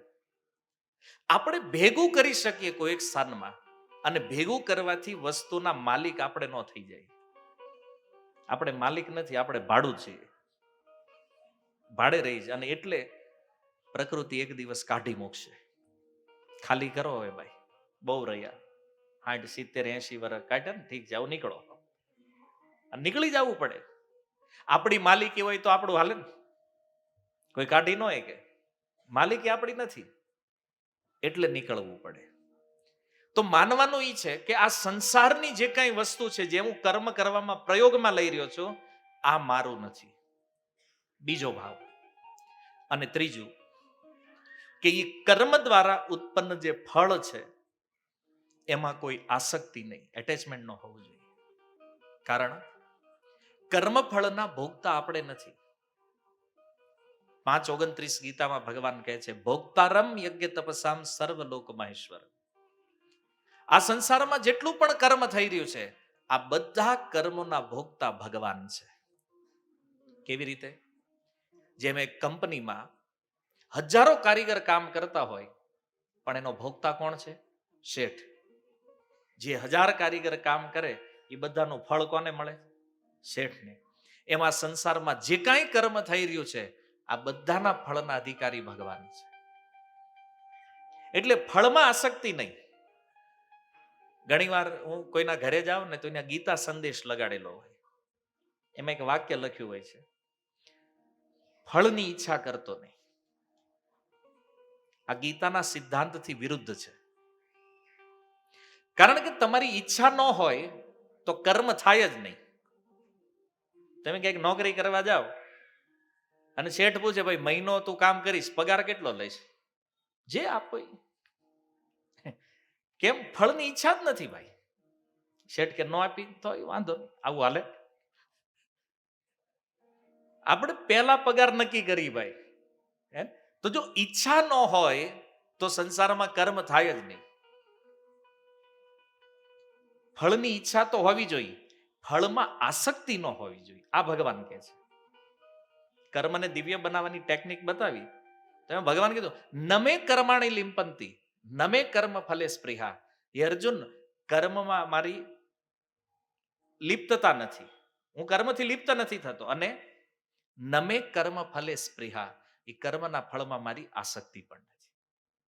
એટેચમેન્ટ ન હોવું જોઈએ કર્મ ફળમાં. તો આ 3 વસ્તુ, હું કરતા નથી, કર્મની સામગ્રી મારી નથી, અને કર્મના ફળનો ભોગતા હું નથી. આ 3 ભાવથી કોઈ જીવ સંસારમાં કોઈ પણ કર્મ કરે, પ્રકૃતિ એને બાંધશે નહીં. આ દિવ્ય થઈ જાય કર્મ. ન તો એ કર્મનું પાપ લાગશે, ન તો પુણ્ય. કોઈ બંધન નહીં. આરામથી કર્મ કરો. અને જુઓ, એનો ઉત્તર ગીતામાં છે. એ અર્જુને લાખો સૈનિકોનો વધ કર્યો કુરુક્ષેત્રમાં, અર્જુનને પાપ ન લાગ્યો. ગીતા સાંભળ્યા પછી કર્મ તો કર્યું અર્જુને, ક્ષત્રિય છે ને, યુદ્ધ એનું કર્તવ્ય છે. હવે હત્યા કરવી તો ગુનો છે ને, પણ એ લાખો લોકોની હત્યા કુરુક્ષેત્રમાં કરી, અર્જુનને બંધન નથી લાગ્યું. એમ આપણે પણ આ સંસારમાં કાંઈ પણ કર્મ કરીએ, આપણા ગૃહસ્થ આશ્રમ ઉચિત, એનું બંધન ન લાગે એના માટે આ 3 સિદ્ધાંત આપણે યાદ રાખવાના છે. હું કરતા નથી, સામગ્રી મારી નથી, અને ફળમાં આસક્તિ નહીં. પછી કાંઈ પણ કરો. અર્જુન પહેલા ના પાડતા, યુદ્ધ નથી કરવું. ભગવાન કે યુદ્ધ નહીં કરીને તો બંધન લાગશે, કારણ કે તું ક્ષત્રિય છો અને ક્ષત્રિયનું કર્તવ્ય છે યુદ્ધ કરવું. તો યુદ્ધ નહીં કરવામાં બંધન હતું એને, યુદ્ધ કરવામાં નહીં. જો યુદ્ધ કરવાથી અર્જુનને કોઈ પાપ નથી લાગ્યું. કેમ? કારણ કે એને બધું જ કૃષ્ણને સમર્પિત કરી દીધું છે. વાસુદેવાર્પણમ. સાક્ષાત કૃષ્ણ એની સામે છે. પહેલા અર્જુનને યુદ્ધ કરવું હતું, કારણ કે એટલે તું આવ્યા હતા ને કુરુક્ષેત્રમાં. પછી સામે જ્યારે સ્વજનોને જોયા ને, તેમ થઈ ગયું, હવે ન કરાય. આ ઘરના મારી નાખવાના ધંધા ન કરાય. ભગવાનને આખો પહેલો અધ્યાય તમે જુઓ, દલીલો આપી, શું કામ યુદ્ધ? અને દલીલ કોઈ મનગઢત નથી, શાસ્ત્રના આધારે દલીલો આપી છે અર્જુને કે આ યુદ્ધ શું કામ ન કરવું જોઈએ. તર્ક પણ સાચા છે. પણ ભગવાને સમજાવ્યું છે, અર્જુન, તારે જે જોવાનું છે ને એ તું જોતો નથી, અને જે નથી જોવાનું નહીં જોવે. એને શું જોવાનું હતું? એને જોવાનું હતું કે આ કુરુક્ષેત્રમાં જે ઊભા છે ને એ મારા શત્રુઓ છે, પણ એ શત્રુમાં સ્વજનને જોવે છે અને સ્વજનમાં શત્રુ દેખાય છે. ઊંધું કરવાનું હતું, કરે છે ઊંધું. એને શત્રુને જોવાના છે, ને એને સ્વજન દેખાણા છે. ભગવાને કીધું આ વાત બરાબર જામતી નથી. અને પછી ભગવાને ગીતાનો ઉપદેશ આપ્યો. અને ગીતાનો ઉપદેશ આપ્યા પછી અર્જુને કીધું કરીશ્ય વચનમ તવ, એ કેશવ હવે યુદ્ધ તો કરવું છે પણ તમને પ્રસન્ન કરવા માટે. અત્યાર સુધી અમે લડવા આવ્યા હતા, મારે રાજા બનવું હતું, મારા ભાઈઓને રાજા બનાવવા હતા, મારા પરિવારને, આ બધી મારી આસક્તિ હતી. પણ એ કૃષ્ણ ગીતા સાંભળ્યા પછી હવે મારી આસક્તિ બધી તૂટી ગઈ છે. અને એટલા માટે કરીશ્ય વચનમ તવ, હવે તમે જે બોલો એ જ કરવાનું થાય છે. બોલો શું કરવાનું છે? તો ભગવાન કે સામે ઉભા ઉપાડો એને. અને કર્યું યુદ્ધ. એને 18 દિવસનું આ યુદ્ધ, લાખો સૈનિકોને માર્યા અર્જુને, પણ અર્જુનને પાપ નથી લાગ્યું. કેમ? ગીતાનો સિદ્ધાંત છે કે જ્યારે કોઈ કર્મ ભગવાનને સમર્પિત કરી દેવામાં આવે ત્યારે એનું બંધન લાગતું નથી. વાસુદેવાર્પણમ સાક્ષાત ઉપાસિત મહામુનિ. અને ચોથું કાર્ય ગૃહસ્થોનું છે ઉપાસિત મહામુનિનમ. જે સંતો છે, મહાત્માઓ છે, એને પોતાના ઘરે બોલાવવા જોઈએ. અથવા કોઈ સાધુ સંતો આપણા ઘરે આવતા હોય એની ઉપાસના, એની સેવા કરવી. આજકાલ તો બિચારા સાધુ હોય બીતા બીતા જાય કોઈના ઘરે. કારણ કે આપણે તો શું છે ખબર, ધોતી વાળા ભાળે ને મગજ ભડકે. ઓલું હોય ને આખલો લાલ કપડું ભાળે ને ભડકે, એમ ગૃહસ્થો સાધુઓનો લાલ કલર ભાળે ને ભડકે. કળિયુગમાં શું કામ? એને એમ છે હારા આવ્યા છે કંઈક લેવા આવ્યા છે, જેની ખબર નથી. જો અનાયાસ કોઈ સાધુ જ્યારે આપણા ઘરે આવે તો એ સાધુ આપણાથી કઈ લેવા નહીં, આપણને કંઈક દેવા આવે છે. આપણે ગૃહસ્થમાં રહેતા રહેતા એ ગૃહસ્થ રૂપી અંધકાર ભર્યા કૂવામાં આસક્ત થતા જતા હોઈએ તો કોઈ સાધુ જ્યારે આપણા ઘરે આવે, આપણને કંઈક 2-5 સારી વાતો કરે, શાસ્ત્રની વાત કરે, ભગવાનની કથા કરે, અને એ આપણી આસક્તિ તોડવાનો પ્રયાસ કરે છે. સાધુ એટલે ઘરે આવે તે આપણને એમ થાય કે ડોનેશન લેવા આવ્યા લાગે છે. એને એમ કે આ ધોતી વાળા એટલે માગવા વાળા બધા. અને એના મનમાં એવું કે આપણે મોટા દાતા, આપણે દેવા વાળા છીએ. દાતા એક રામ, સારી દુનિયા ભિખારી. એને દેવા વાળા એક ભગવાન છે, બાકી બધા ભિખારી છે. પણ આવો એક ઊંધો ભાવ સાધુઓમાં થયો છે આપણો. અને એમાં તમારો વાંક નથી, કારણ કે અમુક પાખંડી હોય ઘૂસી જાય આમાં. સાધુ કળિયુગ છે ને ભાઈ, સાધુના વેશમાં ક્યારેક ખોટા આવી ગયા હોય. પણ જો હાચા હોય ખોટા હોય આપણે એ જોવાનું થતું નથી. આપણું એક જ કામ છે, સાધુ આવ્યો છે સેવા કરો. તમે કહેવાય ખોટા હોય તોય કરવાની, તોય કરો. શું કામ? જો એક ઉદાહરણથી તમે સમજી જશો. ખોટાની સેવા શું કામ કરવાની? એક ભાઈ હતો, આવું મકાન બનાવ્યું હતું અને ટેરેસ બહુ સારું બનાવ્યું એને. તે એના મનમાં એક વિચાર થયો કે મારા આ ટેરેસ ઉપર રાજહંસોને ઉતારવા છે. માનસરોવરમાં જે રાજહંસો રહે એને ઈ કે આ ટેરેસ ઉપર આપણે ઉતારવા છે. પણ માનસરોવરના રાજહંસ તો ત્યાં ઉતરે નહીં. પછી એને એક આઈડિયા દોડાયો. એને નક્કી કર્યું કે આ ટેરેસ ઉપર હું દાણા નાખું અને ખાલી વ્હાઈટ પક્ષીને ચણવા આવવા દેવા. કબૂતર આવે તો સફેદ કબૂતર હોય એને જ આવવાનું, ચકલી આવે સફેદ ચકલી હોય એને જ આવવાનું. તો આવું કરતા કરતા પ્રેક્ટિસ કરતા સમય ગયો, પણ બધા પક્ષી સમજી ગયા અહીં ખાલી વ્હાઈટ પક્ષીઓની એન્ટ્રી છે. અને પછી આખી અગાસી ભરાઈ ગઈ, વ્હાઈટ પક્ષી બધા. અને એક દિવસ માનસરોવરના એ હંસો આકાશમાં ઉડતા ઉડતા નીકળ્યા અને નીચે જોયું તો આ ટેરેસમાં બધા વ્હાઈટ પક્ષી. એને આશ્ચર્ય થયું કે આટલા બધા ધોળા પક્ષી એક હારે અહીંયા કેમ ભેગા થયા? અને એને જોવા માટે એ રાજહંસો ત્યાં ઉતર્યા અને ઓલા વ્યક્તિને થયું કે આજ મારો પ્રયાસ સફળ થઈ ગયો. તો કહેવાનો અર્થ કે જો ખોટા સાધુઓનું આગમન આપણા ઘરે થાય તો એને જોઈને કદાચ ક્યારેક સાચો સાધુ નીકળશે, તેને થાય અહીંયા સાધુ સેવા થાય છે તો અહીંયા મારે જવું જોઈએ. રાજહંસ નહીતર ઉતરે નહીં કોઈના ધાબે, પણ ઓલા પક્ષીઓને જોયા એટલે ઉતર્યા. એમ કોઈ સાચો સાધુ ક્યારેય અનાયાસ કોઈ ગૃહસ્થના ઘરે જાય નહીં, પણ એ જોવે કે અહીંયા સાધુના ટોળા છે, અહીંયા તો સાધુની સેવા થાય છે, તો એ સાચા સાધુ, અને એકવાર એના પગલા થઈ ગયા ને પછી આ બધામાંથી પાર ઉતારી દે. એટલે સાધુ આપણા ઘરે આવે છે. આ એનું કામ છે. મહાંત સ્વભાવ જેઈ તારી તે પામર. કવિરાજ ગોસ્વામી કહે છે કે આ મહાપુરુષો કોઈના ઘરે વિચરણ કરે છે, આ મહદ વિચલનમ જે છે એનું, એ શેના માટે છે? આ પામર ગૃહસ્થોનો ઉદ્ધાર કરવા માટે, આપણને તારવા માટે. એટલે નારદ મુનિ કહે છે, ઉપાસિત મહામુનિ, આવા જે સાધુઓ આપણા ઘરે આવતા હોય એની સેવા કરો. અને સાધુ જ્યારે આવે, વારંવાર જો કોઈ સાધુ આપણા ઘરે આવે છે તો સાધુઓથી એક જ કાર્ય કરવું જોઈએ, અને છે શૃણવન ભાગવતો અભિક્ષણમ અવતાર કથામૃતમ.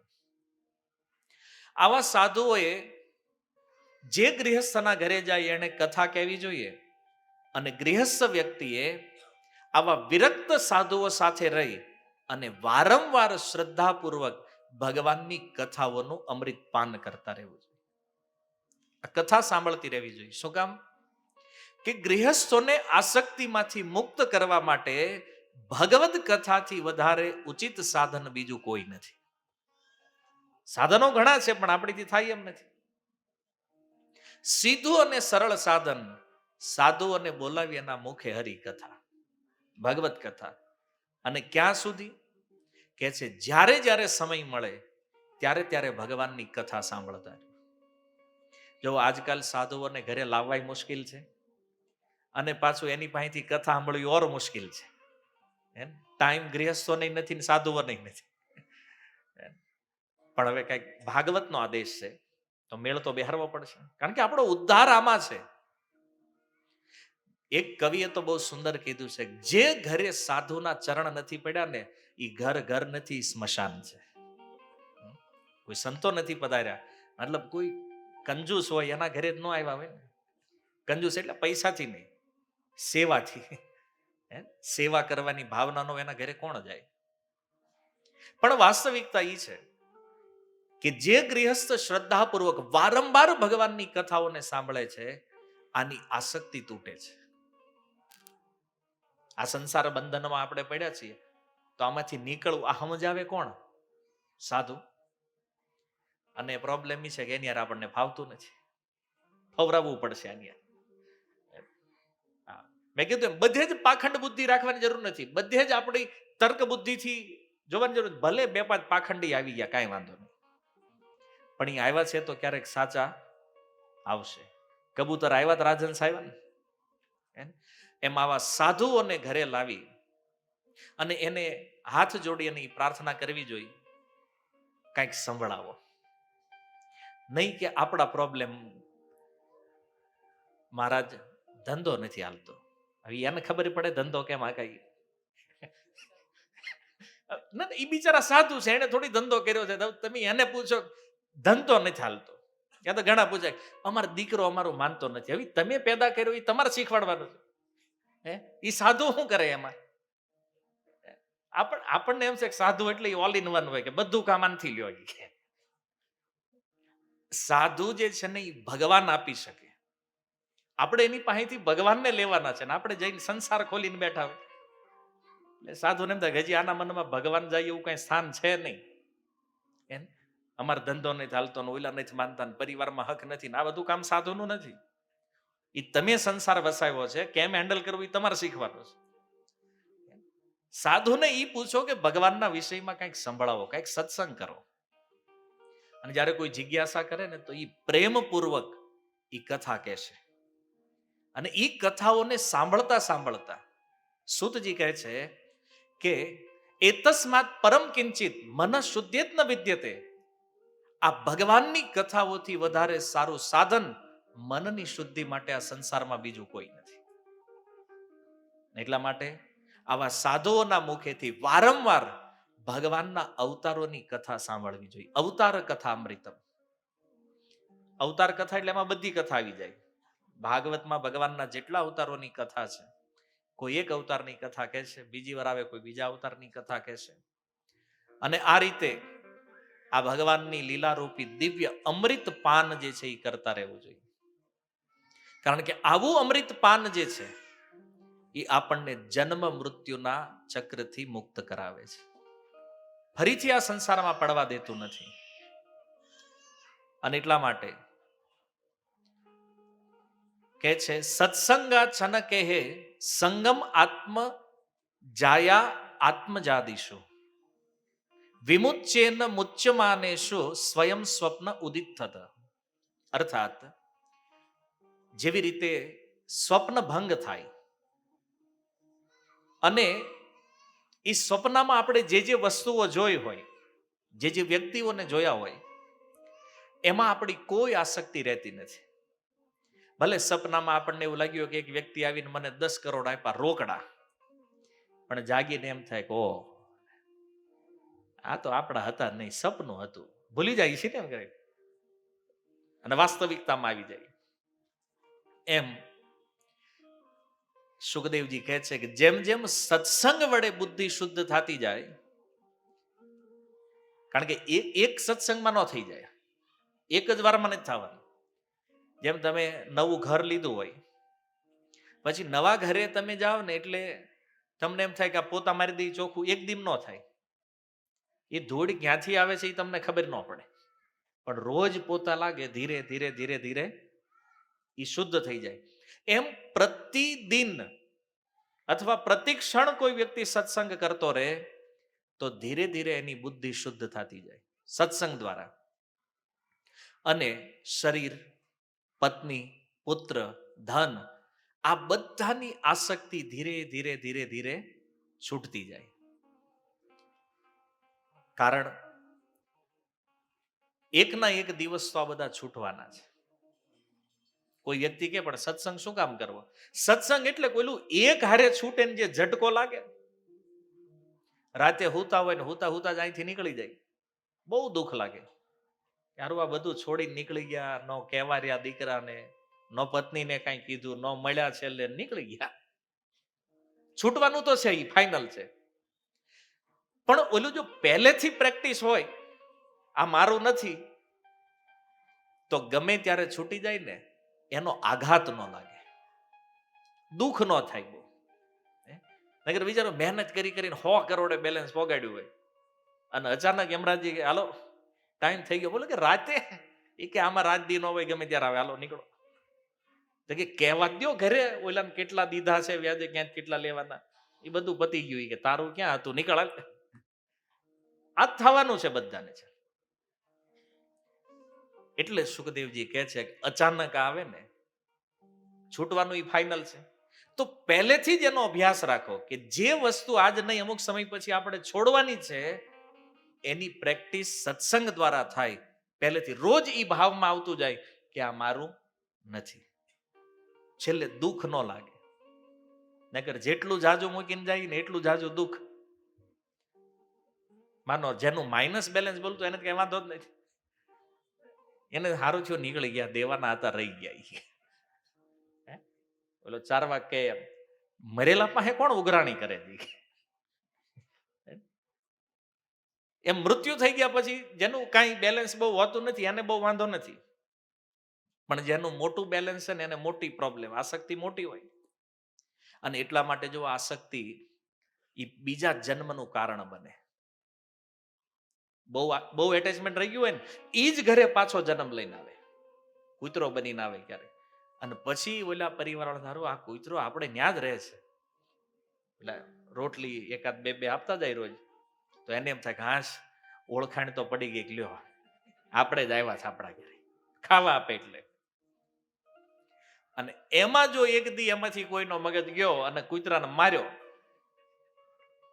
હવે એને ખબર નહીં થાય દાદા જ આવ્યા છે, અને કૂતરાને ધોકાવે.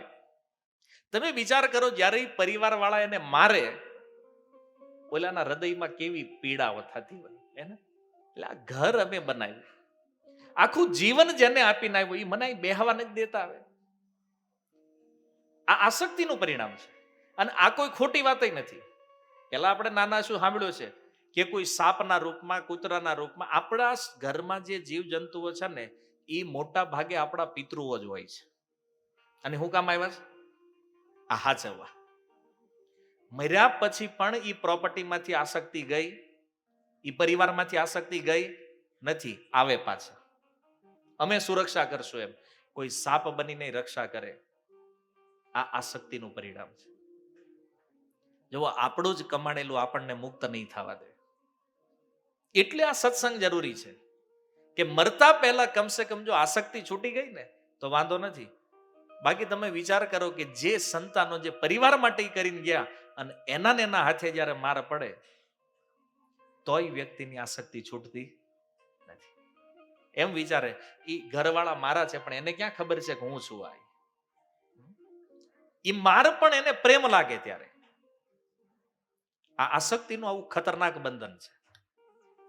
એટલા માટે નારદજી કહે છે સત્સંગ કરો અને સત્સંગ દ્વારા આસક્તિને તોડો ધીરે ધીરે, નહીતર એવી પીડા થશે મર્યા પછી પણ સુખ નહીં લેવા દે આ સંપત્તિ.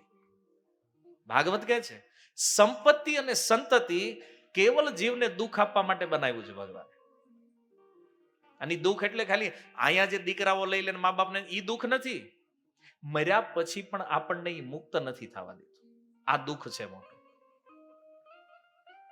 એટલે સત્સંગ જરૂરી છે, સાધુ સંગ જરૂરી છે. તો બુદ્ધિમાન મનુષ્ય જે છે એને જરૂર પ્રમાણે ઘરની સેવા કરવી જોઈએ, શરીરની સેવા કરવી જોઈએ. એનાથી વધારે નહીં, એનાથી ઓછું નહીં. જેટલું જરૂરી છે એટલું કરો. કારણ કે વધારે કરશું તોય હલવાશું અને નહીં કરીએ તોય હલવા. તો જે જરૂરી છે એ કરો. બહારથી બધાને એવું લાગવું જોઈએ કે આ વ્યક્તિ બહુ આસક્ત છે એના ઘરમાં, આ વ્યક્તિ બહુ આસક્ત છે એના પરિવારમાં, આ વ્યક્તિ બહુ આસક્ત છે એના ધનમાં, પણ અંદરથી પૂર્ણ વૈરાગ્ય હોવો જોઈએ. બહારથી ભલે બધાને એવું દેખાય કે આની આસક્તિ તો બહુ છે, હજી બહારથી તો સાધારણ વ્યક્તિ જેમ જ રહેવાનું છે, જેમ નોર્મલ વ્યક્તિઓ રહેતા હોય. પણ એ પરિવાર, એ ધન, એ વ્યવહાર, આ બધાથી અંદરથી વૈરાગ્ય હોવો જોઈએ. વાત સમજી? કોઈને ખબર ન પડે કે આટલો મોટો વૈરાગી વ્યક્તિ છે. શ્રીમદ ભાગવતના પંચમ સ્કંદના પ્રારંભમાં પ્રિયવ્રત મહારાજની કથા છે. આ પ્રિયવ્રત મહારાજને રાજા નહોતું બનવું, તપસ્યા કરવા વગેરે, એના બદલે ઉતાનપાદ રાજા બન્યા. પછી બ્રહ્માજીએ કીધું પ્રિયવ્રત તારે રાજા બનવાનું છે. 2 વિવાહ કર્યા એને અને રાજા બન્યા. તો એવા આસક્ત લોકોને લાગ્યું કે આ તપસ્યા કરવા ગયા હતા, એટલા આસક્ત વ્યક્તિની જેમ. પણ જ્યારે એ રાજ્ય છોડવાનો સમય આવ્યો, જેમ વ્યક્તિ એક તણખલાનો ત્યાગ કરે એમ છોડીને પાછા નીકળી ગયા. મતલબ જે સ્ટેજ ઉપર આપણે હોય, જે રોલ આપણે નિભાવતા હોય, એ કેરેક્ટર પરફેક્ટ નિભાવી લેવાનું છે. બહારથી એને લાગવું જોઈએ બરાબર આ વ્યવહારમાં ક્યાંય ઓછો નથી, પણ અંદરથી વૈરાગ્ય. આવી રીતે જે ગૃહસ્થને રહેતા આવડી જાય, આ જીવનમાં ક્યારેય દુઃખી ન થાય, આને દુઃખ ન લાગે ક્યારેય. અને બીજું સૌથી મહત્વની વાત, જ્ઞાતય પિતરો પુત્રા ભ્રાતર સુહદો પરે યદ વદંતી યદ ઈચ્છંતી ચ અનુમોદિત નિર્મમા. આ શ્લોક જેણે જીવનમાં ઉતારી લીધો, આ ગૃહસ્થ કોઈ દી દુઃખી નહીં થાય. શું કહે છે નારદજી? માતા પિતા, ભાઈ બંધુ, પુત્ર મિત્ર, જ્ઞાતિજન અને બીજા જે કાંઈ કે, જે કાંઈ ચાહે, યદ વદંતી જે કહે છે, યદ ઈચ્છંતી જે ઈચ્છા કરે છે, એનું અનુમોદન કરો. ના પાડવાની જ નહીં ક્યારે. જે બોલા કે આમ એમ. આ બહુ વર્ષો પહેલા મેં આ પ્રવચન આપેલું આ શ્લોક ઉપર. તો એક વ્યક્તિએ પૂછ્યું કે પ્રભુ બધામાં હાય હા કરવી પછી નુકસાન કેવડું જાય, કેવડો મોટો લોસ થાય? આની ટીકામાં લખ્યું છે લોસ થાય તોય થવા દો, ગમે એ નુકસાન, જે હાજ પાડવાની, બધાનું અનુમોદન કરો, પણ અંદરથી એમાં કોઈ એટેચમેન્ટ હોવું જોઈએ નહીં. ના કોઈ નહીં પાડવાની. માતા પિતા કે આમ કરવું કરો, ભાઈ કે આ માલ લેવો લ્યો, આપણને ખબર હોય આમાં નુકસાન જાય એમ છે, ના નહીં પાડવાની. કેમ કે તમે ના પાડો તોય ઓલો માનવાનો નથી, એ લેવાનો છે. હા લ્યો. અને નુકસાન જાય પછી એમ નહીં કહેવાનું જો મને ખબર હતી આ ન કરાય પણ તારે કરવું હતું ઈ નહીં કર્યું કાંઈ વાંધો નહીં આગળ પણ એ કે આપણો ભાગ એમાં હોય તોય હાકો અનુમોદન જ કરવાનું. આ થોડુંક અઘરું છે પણ શાસ્ત્ર કહે છે તો આમાં કઈ ખોટું તો નહીં હોય. અનુમોદન કરો પણ અનુમોદનનો અર્થ છે તમારો મત પ્રસ્તુત કરો. પણ કોઈ વ્યક્તિ માને કે ન માને તો એમાં આસક્તિ હોવી જોઈએ નહીં. માનો આખું ફેમિલી બેઠું હોય પરિવાર અને આપણે કીધું કે આમ કરવું જોઈએ અને બધા ના પાડે કે ન કરવું જોઈએ તો આપણે ક્યાંય પગ ઠેરાવાના થતા નથી. બહુમતીએ જે નિર્ણય લીધો એ ઓકે. આને કે અનુમોદન. અનુમોદન એટલે ખાલી હાયા કરવું એવું નથી પણ પોતાના મતમાં આસક્તિ ન હોવી જોઈએ કે નહીં હું ઘરનો વડીલ જો મેં કીધું એ થવું જોઈએ નહીં, આમાં ગડબડ થઈ જાય. એટલે કીધું નિર્મમ તમે એનું અનુમોદન કરો પણ મતમાં આસક્તિ હોવી જોઈએ. તમારી વાત પરિવાર વાળા માની લે તોય ઠીક છે, ન માને તોય ઠીક છે. અનાસક્ત રહેવું જોઈએ. મત આપવો જોઈએ. આપણને પૂછે કેમ કરવું જોઈએ તો જે આપણને સાચું લાગતું હોય એ કહેવાનું ભાઈ આ કરાય. પછી ન કરે તો રિહાવાનું નહીં. આ એવું થાય ને ભાઈ. આ એક તો રિહાવાનું બંધ થયું માંડ માંડ લગ્નમાં. ફુવા રિહાતા હવે ફુવા દેખાતા જ નથી. પેલા એને મનાવા જવા પડે, જાન નો હાલવા દે. વડીલ દાદા હોય એ રિહાઈને બેઠા હોય પાછા તાણું જ પકડે. જાનમાં જવાનું હોય તઈ જ કે અમારે નથી આવવાનું. તૈયાર થઈને જ બેઠા હોય ખબર છે જવાનું છે હમણાં આવશે જ ને. પણ આ સુરત વાળાએ થોડોક સુધારો કર્યો એ કે નો આવે તો રહેવા દો. હવે એમના ઉપડી જાય. પણ આ એક સુંદર વાત છે. અનુમોદન કરો બધાની વાતમાં પણ એમાં નિર્મમાં આસક્તિ વગર તો ગૃહસ્થ જીવન ખૂબ સુંદર હાલે. અને આમાં થોડું એવું લાગે કે નુકસાન જાય એનું શું કરવું તો જે પ્રારબ્ધમાં છે એ ક્યાંય જવાનું નથી. ધન અનાયાસ પ્રાપ્ત થાય છે. અંતરિક્ષથી ધન આવે છે વરસાદના રૂપમાં, ભૂમિ અન્નના રૂપમાં અને આ પૃથ્વી ખનિજ સોનું ચાંદી હીરા આ બધાના રૂપમાં આ પૃથ્વી આપે છે. તો નારદ મુનિ કહે છે કે આ બધી સંપત્તિ ભગવાને આપેલી છે એમ સમજી અને પ્રારબ્ધ અનુસાર આનો ઉપભોગ કરતા રહેવું જોઈએ પણ આનો સંચય ન કરવો જોઈએ. સંચય એટલે જેટલું જરૂર છે એટલું સંગ્રહ કરવાની ગૃહસ્થોને છૂટ છે. પણ આપણી પાસે જો વિશેષ ધન છે તો એનો ઉપયોગ અગાઉ જે કીધું ભગવાનની સેવામાં લગાડો યા તો ભગવાનના ભક્તો જે સાધુ સંતો છે એની સેવામાં લગાડો. આ ધનનો સાચો ઉપયોગ છે. આપણું પરિવાર હાલે, આપણો વ્યવહાર હાલે, આપણા વ્યવહારિક કાર્યો સંપન્ન થાય, એના ઇતર જે ધન છે એનો ઉપયોગ ભગવાન અને ભક્તની સેવામાં કરવો જોઈએ. તમે કહો ન્યા નહીં કરો તો પછી આનો ઉપયોગ પાપમાં કરશે આવવાવાળી પેઢી અને એનું ફળ તમારે ભોગવવું પડશે. તમે રળીને ગયા છો ને તો એ જ્યાં વપરાશે એનું કર્મ બંધન લાગશે. જે ધન ભગવાન કે ભક્તની સેવામાં નહીં લાગે આ ધન આ સંસારમાં ક્યાંક પાપમાં તો લાગવાનું જ છે. આજે આપણે વિચારતા હોય કે સત્કાર્યમાં ધન નથી આપવું, કાંઈ વાંધો નહીં, કાલે છોકરા ગોવા આંટા મારતા થઈ જાય, ક્યાંક નશામાં લાગી જાય, એ જ ધન જવાનું છે ને. તો જો ધનના બે જ ઉપયોગ છે, યા તો સત્કાર્યમાં લગાડો નહીતર પાપમાં એ ઓટોમેટિક લાગી જવાનું છે, તમે નહીં ચાહો તોય. આ ઘણી વાર લોકો કે સાધુ સેવા ભગવાનની સેવામાં શું કામ? કર્મના બંધનમાં નથી ફસાવું ને એટલે. બાકી જે ધન ભગવાનમાં ન લાગ્યું એને તમે નહીં ચાહો તોય તમારી પહેલી પેઢી નહીં તો બીજી પેઢી નહીં તો ત્રીજી એને ક્યાંક ભોગમાં તો લગાડવાની છે. આજે લોકો એમ કે પાપ બહુ વધી રહ્યું. શું કામ વધે છે? કારણ કે સજ્જનોએ ધનનો સહી જગ્યાએ ઉપયોગ બંધ કરી દીધો છે અને સાચી જગ્યાએ ઉપયોગ બંધ થઈ જાય એટલે એ ખોટી જગ્યાએ તો લાગવાનું છે. વાત સમજાય? તો આપણને ખાલી કમાતા આવડતું હોય એટલું પૂરતું નથી, એને ક્યાં યોગ્ય જગ્યાએ વાપરવો આનું પણ જ્ઞાન હોવું જોઈએ. જરા અંધાધૂંધી ફેલા હે.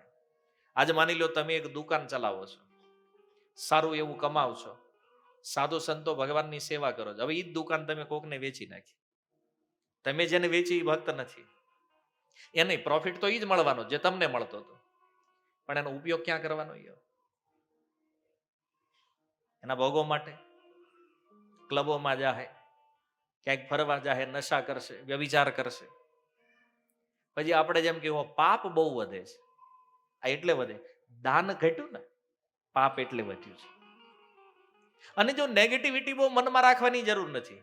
અમે પેલા દેતા હતા પણ એ બધા ખોટા છે ને ખોટો ઉપયોગ મળે, હાથ 5 ખોટા મળે એનો અર્થ એવું નથી કે બધું જ અસત્ય છે.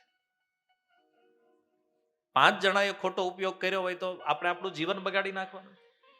આ ગૃહસ્થના રૂપમાં આપણું કર્તવ્ય છે ધનનો સહી જગ્યાએ ઉપયોગ કરવો. ત્રણેય આશ્રમ આની ઉપર નભે છે અને એટલા માટે ગૃહસ્થોને સંચયની છૂટ આપવામાં આવે છે. અને ભાવ કે ઈશાવાસ્યમ છે ભગવાનનું, ભગવાને સંપત્તિ આપી છે અને આ રીતે એણે અધિકાર પ્રાપ્ત ધનનો ઉપયોગ કરી અને બાકીની જે સંપત્તિ છે એણે અન્યની સેવામાં લગાવવી જોઈએ. આ નારદ મુનિ કહી રહ્યા છે.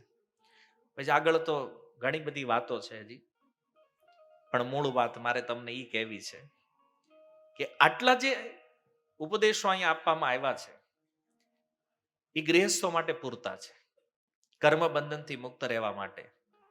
અને બીજું કહે છે કે જો પોતાના અધિકારથી અને જરૂરથી વધારે કોઈ ઉપભોગ કરે છે, અધિકમ યો અભિમન્યે સસ તેનો દંડમાં રહેતી, તો પોતાના અધિકારથી વધારે ધન લેવા વાળો સસ્તેન ઈ ચોર છે. દંડમાં રહેતી અને એને દંડ મળશે. તમે કેવો અમારા પૈસા તો અમને જ દંડ થાય, આપણે જ રડ્યા હોય પણ ઇન્કમ ટેક્સ ન ભરવી તો જેલમાં જવું પડે કે નહીં? તમે સરકારને કહી શકો ને અમે રડ્યા, તમને શું કામ દેવું પડે? ભારતમાં રહ્યો છો તો ભારતના નિયમ પ્રમાણે ભારત સરકારને ટેક્સ આપવો પડે. એમ જે સમાજમાં રહીએ છીએ પ્રકૃતિથી જે લીધું છે તો એ દાનના રૂપમાં પ્રકૃતિને પણ ટેક્સ આપવો પડે. નહીં આપો તો નારદજી કહે છે સસ્તૈન, ચોર છે અને ચોરને તો દંડ મળે છે, પ્રકૃતિ દંડિત કરે છે. તો આ રીતે મનુષ્યોનું એ કર્તવ્ય છે, ન કેવલ મનુષ્યોની સેવા પણ અન્ય પશુ પક્ષી જીવજંતુ જે કાંઈ છે આ બધાની સેવાનો ભાર કોની ઉપર છે? આ મનુષ્ય ઉપર છે, ખાસ કરીને ગૃહસ્થો ઉપર. એટલા માટે વેદ ભગવાન કહે છે ધન્યો ગૃહસ્થાશ્રમ, આ ગૃહસ્થ જીવન ધન્ય છે. અને ગૃહસ્થોએ પોતાના આ કર્તવ્યોને સમજી અને મુક્તિ તરફ આગળ વધવું જોઈએ. આ જન્મ મૃત્યુના પ્રવાહથી કેમ નીકળવું એના માટે આ ગૃહસ્થ જીવન છે.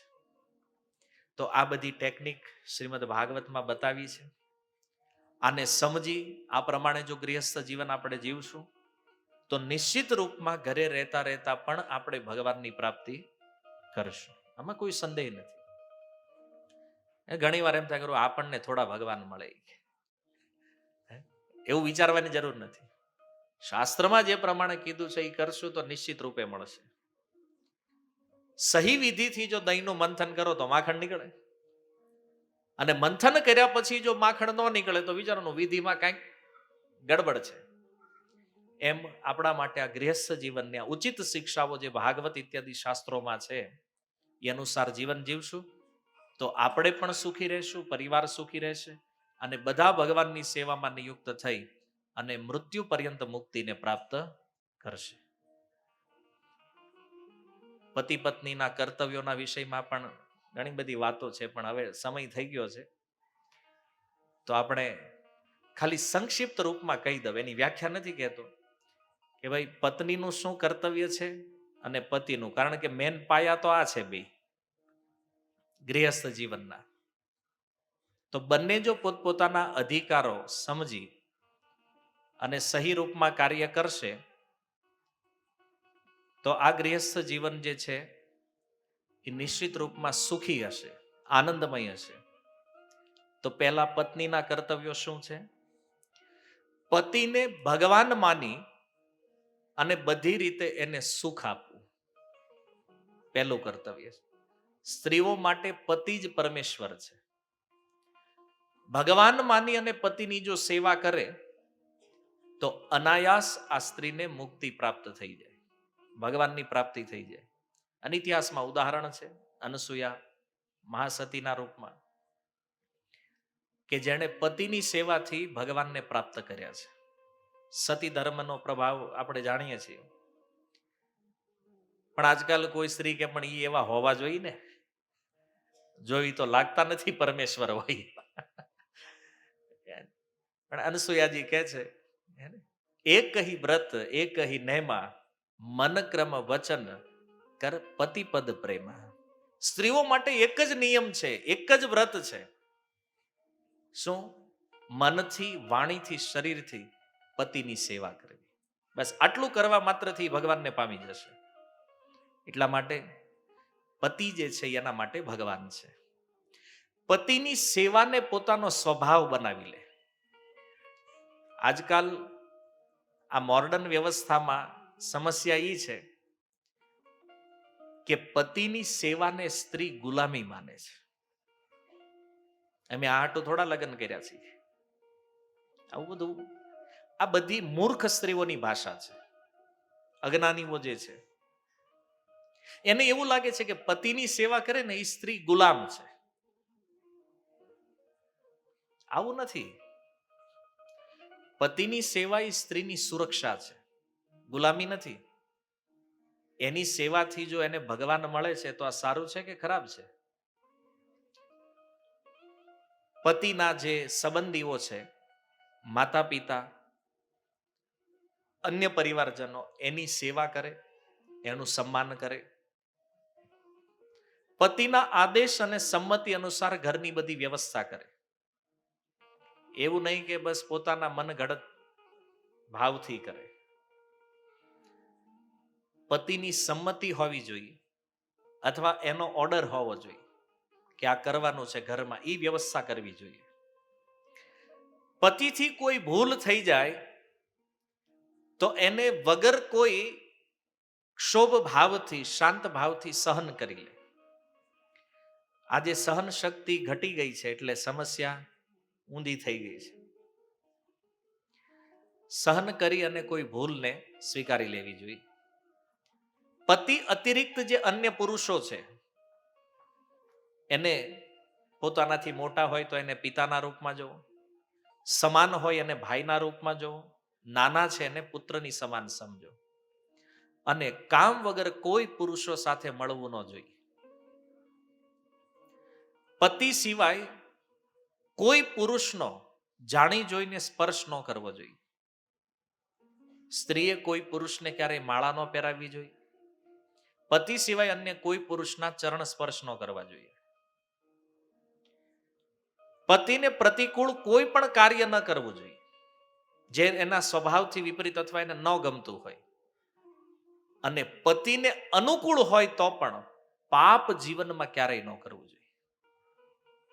માની લો કોઈ પાપ કરવા માટે પતિ એમ કહેતો હોય વાંધો નહીં કરો તમ તાર, એની સહમતિ હોય તો પણ પાપ ક્યારેય કરવું જોઈએ નહીં. પતિને અનુકૂળ નિર્દોષ કાર્ય પ્રસન્ન મનથી કરવા જોઈએ. પતિને એના મન અથવા ઘરની પરિસ્થિતિ એનાથી વિપરીત કપડા અથવા ઘરેણા લેવા માટે ક્યારેય ન કહેવું.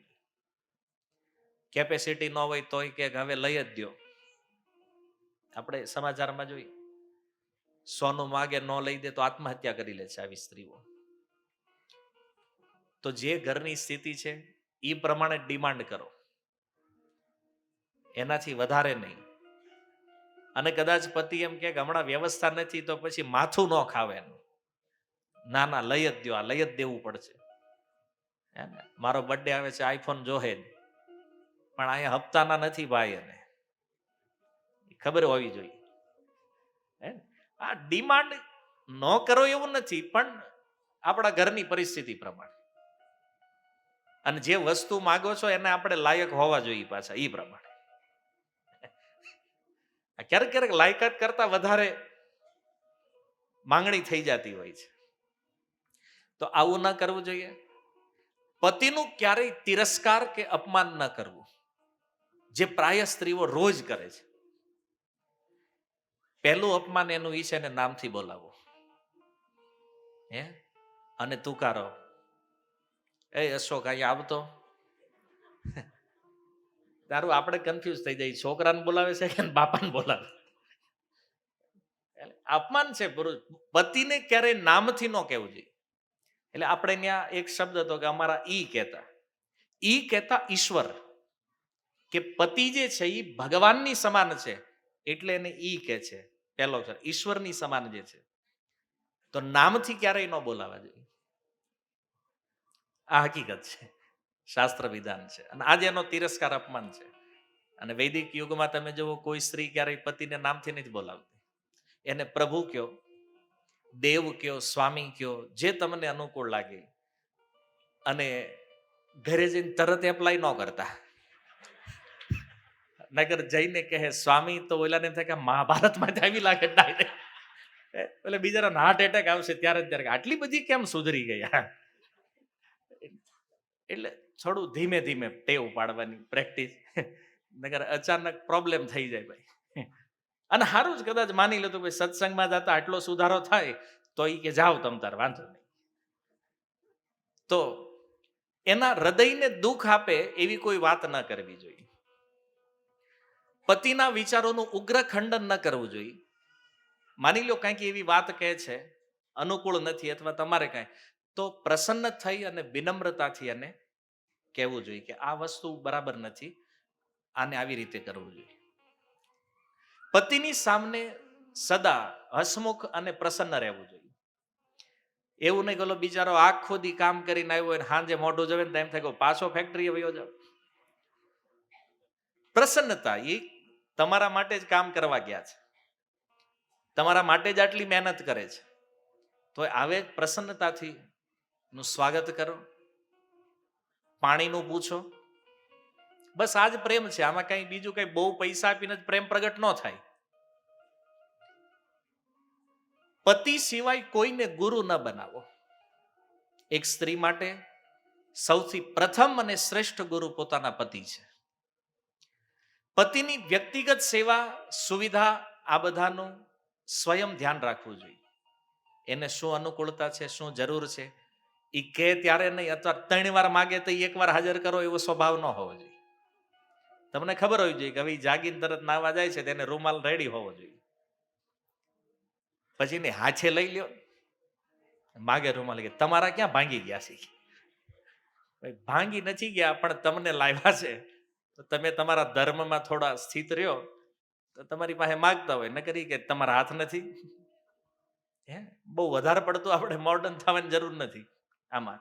એની યથાયોગ્ય સુવિધાઓનું, અને થોડું સાજ સજ, સારા કપડાં પહેરવા, શ્રૃંગાર કરવા, બધું કરો, વાંધો નહીં, પણ શોખ માટે નહીં, પતિ માટે. કોઈને દેખાડવા નહીં. સ્ત્રીઓનો શ્રૃંગાર કે એનું તૈયાર થવું એ પોતાના પતિ માટે હોવું જોઈએ. આજ ઊંધું છે. હાલો રેડી થઈને લગ્નમાં પતિને જે કીધું પેન્ટ શર્ટ, ઈ જ ગમે એ શર્ટ મળે, ગમે એ પેન્ટ પહેરો, નીકળો. આવડા તૈયાર થાય. હું કહું કે ભાઈ જોવે ને લોકો આપણને કેવા લાગી છે, ફોટા પાડવાના હોય. શોખ માટે નહીં, શ્રૃંગાર છે પતિ માટે. પતિને પ્રસન્ન કરવા તૈયાર થવું જોઈએ. પતિને જેનાથી દુઃખ લાગે આવી વાત ભૂલથી પણ ક્યારેય ન કરવી જોઈએ. એની કલ્પના પણ ન કરવી જોઈએ. પતિ ન ચાહતા હોય તો એની સામે પિયરવાળાની પ્રશંસા ન કરવી ક્યારે. એ ન ગમતું હોય તો નહીં કરવાની.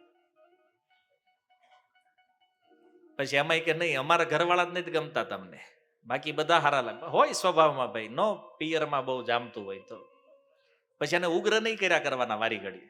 એની વાત કરીને તમે અમારા પપ્પાને કોઈ દી ફોન કરતા જ નથી, અમારા મમ્મીને ક્યારેય ફોન કરતા જ નથી. બધાના સ્વભાવ હરખા ન હોય. પતિને અનુકૂળ થાય. પતિના મિત્ર અથવા એના જે પ્રતિનિધિ હોય એનું પણ પતિની ઈચ્છા અનુકૂળ નિર્દોષ ભાવથી એનો સ્વાગત સત્કાર કરવો જોઈએ. ભાઈ પતિના મિત્રો ઘરે આવે તો મોઢા બગડે અને પોતાના મિત્રો આવે ત્યારે પ્રસન્નતાથી બધું થતું હોય, આ વિપરીત ધર્મ છે. પતિના ધાર્મિક કાર્યોમાં પ્રવૃત્ત થાઓ, પ્રોત્સાહિત કરો અને એ જે સેવા કાર્ય કરી રહ્યા છે એમાં ક્યારેય વિઘ્ન ન નાખો. પતિ એમ કે સત્સંગમાં જવું તો હાલો, એમ નહીં, તમારે જવું જ જાવ, અમારે કાંઈ નહીં થવું. જે કાંઈ ધર્મમાં એ લાગ્યા છે એમાં પત્નીએ સહભાગી રહેવું જોઈએ, તો પતિનું ધર્મ કાર્ય પૂર્ણ થાય. તો આ કંઈક સામાન્ય પત્નીના કર્તવ્યો છે. હવે પતિના કર્તવ્ય શું છે એ સાંભળો. અત્યાર સુધી આપણા મનમાં વિચારતા છે કે ઓહો, બધું આપણે જ કરવાનું છે. એવું નથી, બધું તમારા માટે નથી, એને કરવાનું છે. તો પતિનું પહેલું કર્તવ્ય છે પત્નીને પોતાની દાસી ન માની અને એને સન્માનનીય મિત્ર માનો. એવું નહીં માનો કે આ લગ્ન થઈ ગયા એટલે ફ્રીમાં એક નોકર મળી છે આપણને. એને પોતાના સૌથી શ્રેષ્ઠ સન્માનનીય મિત્રના રૂપમાં જોવા જોઈએ અને એને હંમેશા સુખી રાખવાનો પ્રયાસ કરો. યથાસાધ્ય જે એની જરૂરિયાતો છે એ પ્રમાણે એને સુખી રાખો. પત્નીને જરૂર હોય તો સેવા કરવામાં થોડોય સંકોચ ન રાખવો જોઈએ. ઘણીવાર શું થાય, પત્નીને તાવ આવતો હોય અને પતિ એનું માથું દબાઈ દે તો એનો અર્થ એવો નથી કે એનો નોકર છે. પત્નીને ક્યારેક પગ દુખતા હોય ને પગ દબાવે તો એવું નથી કે પતિ ત્યાં નોકર બને છે.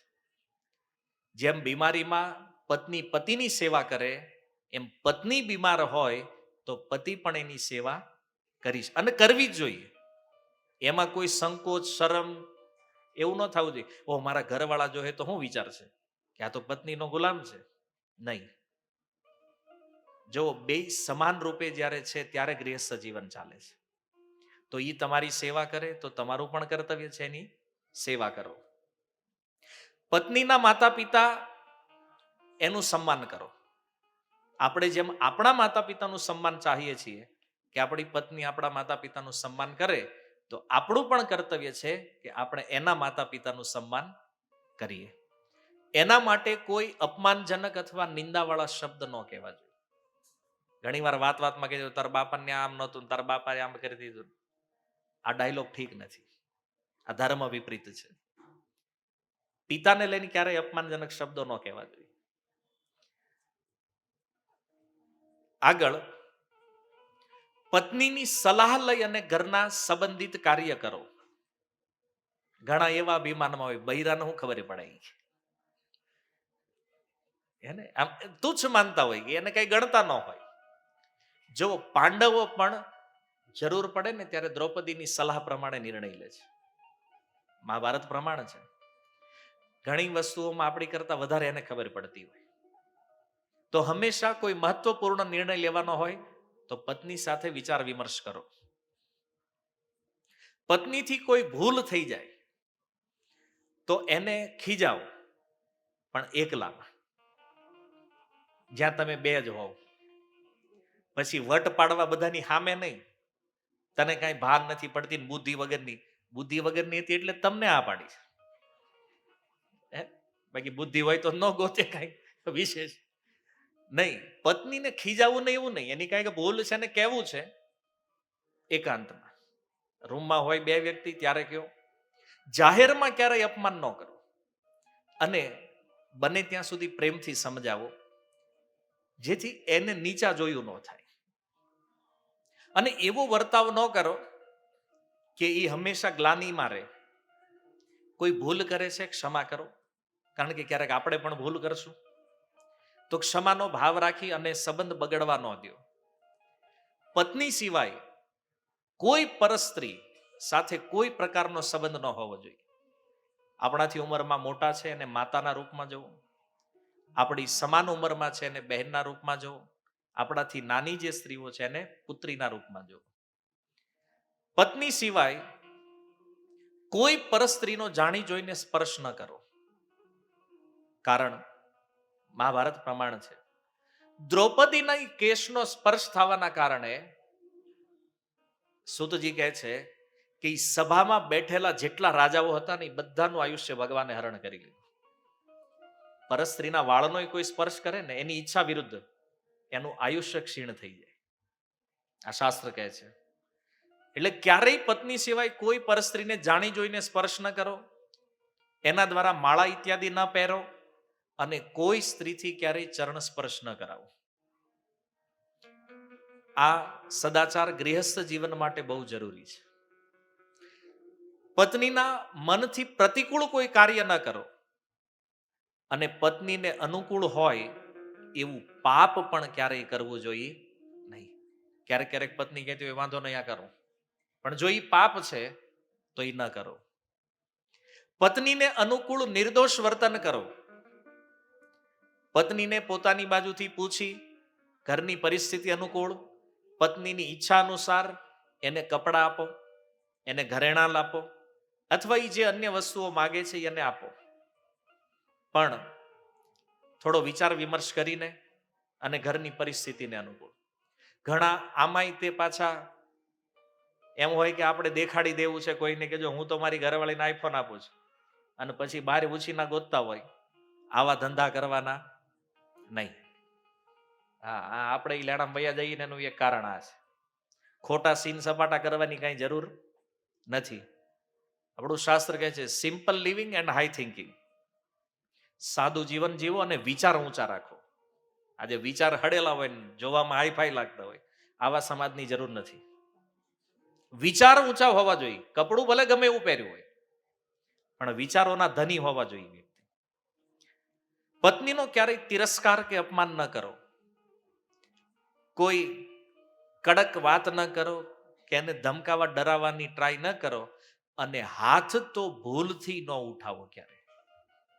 જે પતિ પોતાની પત્નીને મારે છે તો એ પાપ કરી રહ્યો છે, શાસ્ત્ર કહે છે. અને આચાર્યો તો ત્યાં સુધી કહે છે કે પત્નીની ઉપર હાથ ઉઠાવે ને એ પુરુષ નપુંસક છે. અને આવું જે ઘરોમાં થતું હોય એ ઘરની સ્થિતિ બહુ સારી ન હોય. કારણ કે લક્ષ્મી છે ને, એનું જ અપમાન કરો તમારો ક્યાંથી મેળ પડવાનો છે. હાથ તો ભૂલથી ન ઉઠાવવો જોઈએ ક્યારે. અને આ સમાજે બહુ શીખવાની જરૂર છે. પત્નીને એના વિચાર તથા શ્રદ્ધા અનુસાર ધર્મ સાધન કરવા દો.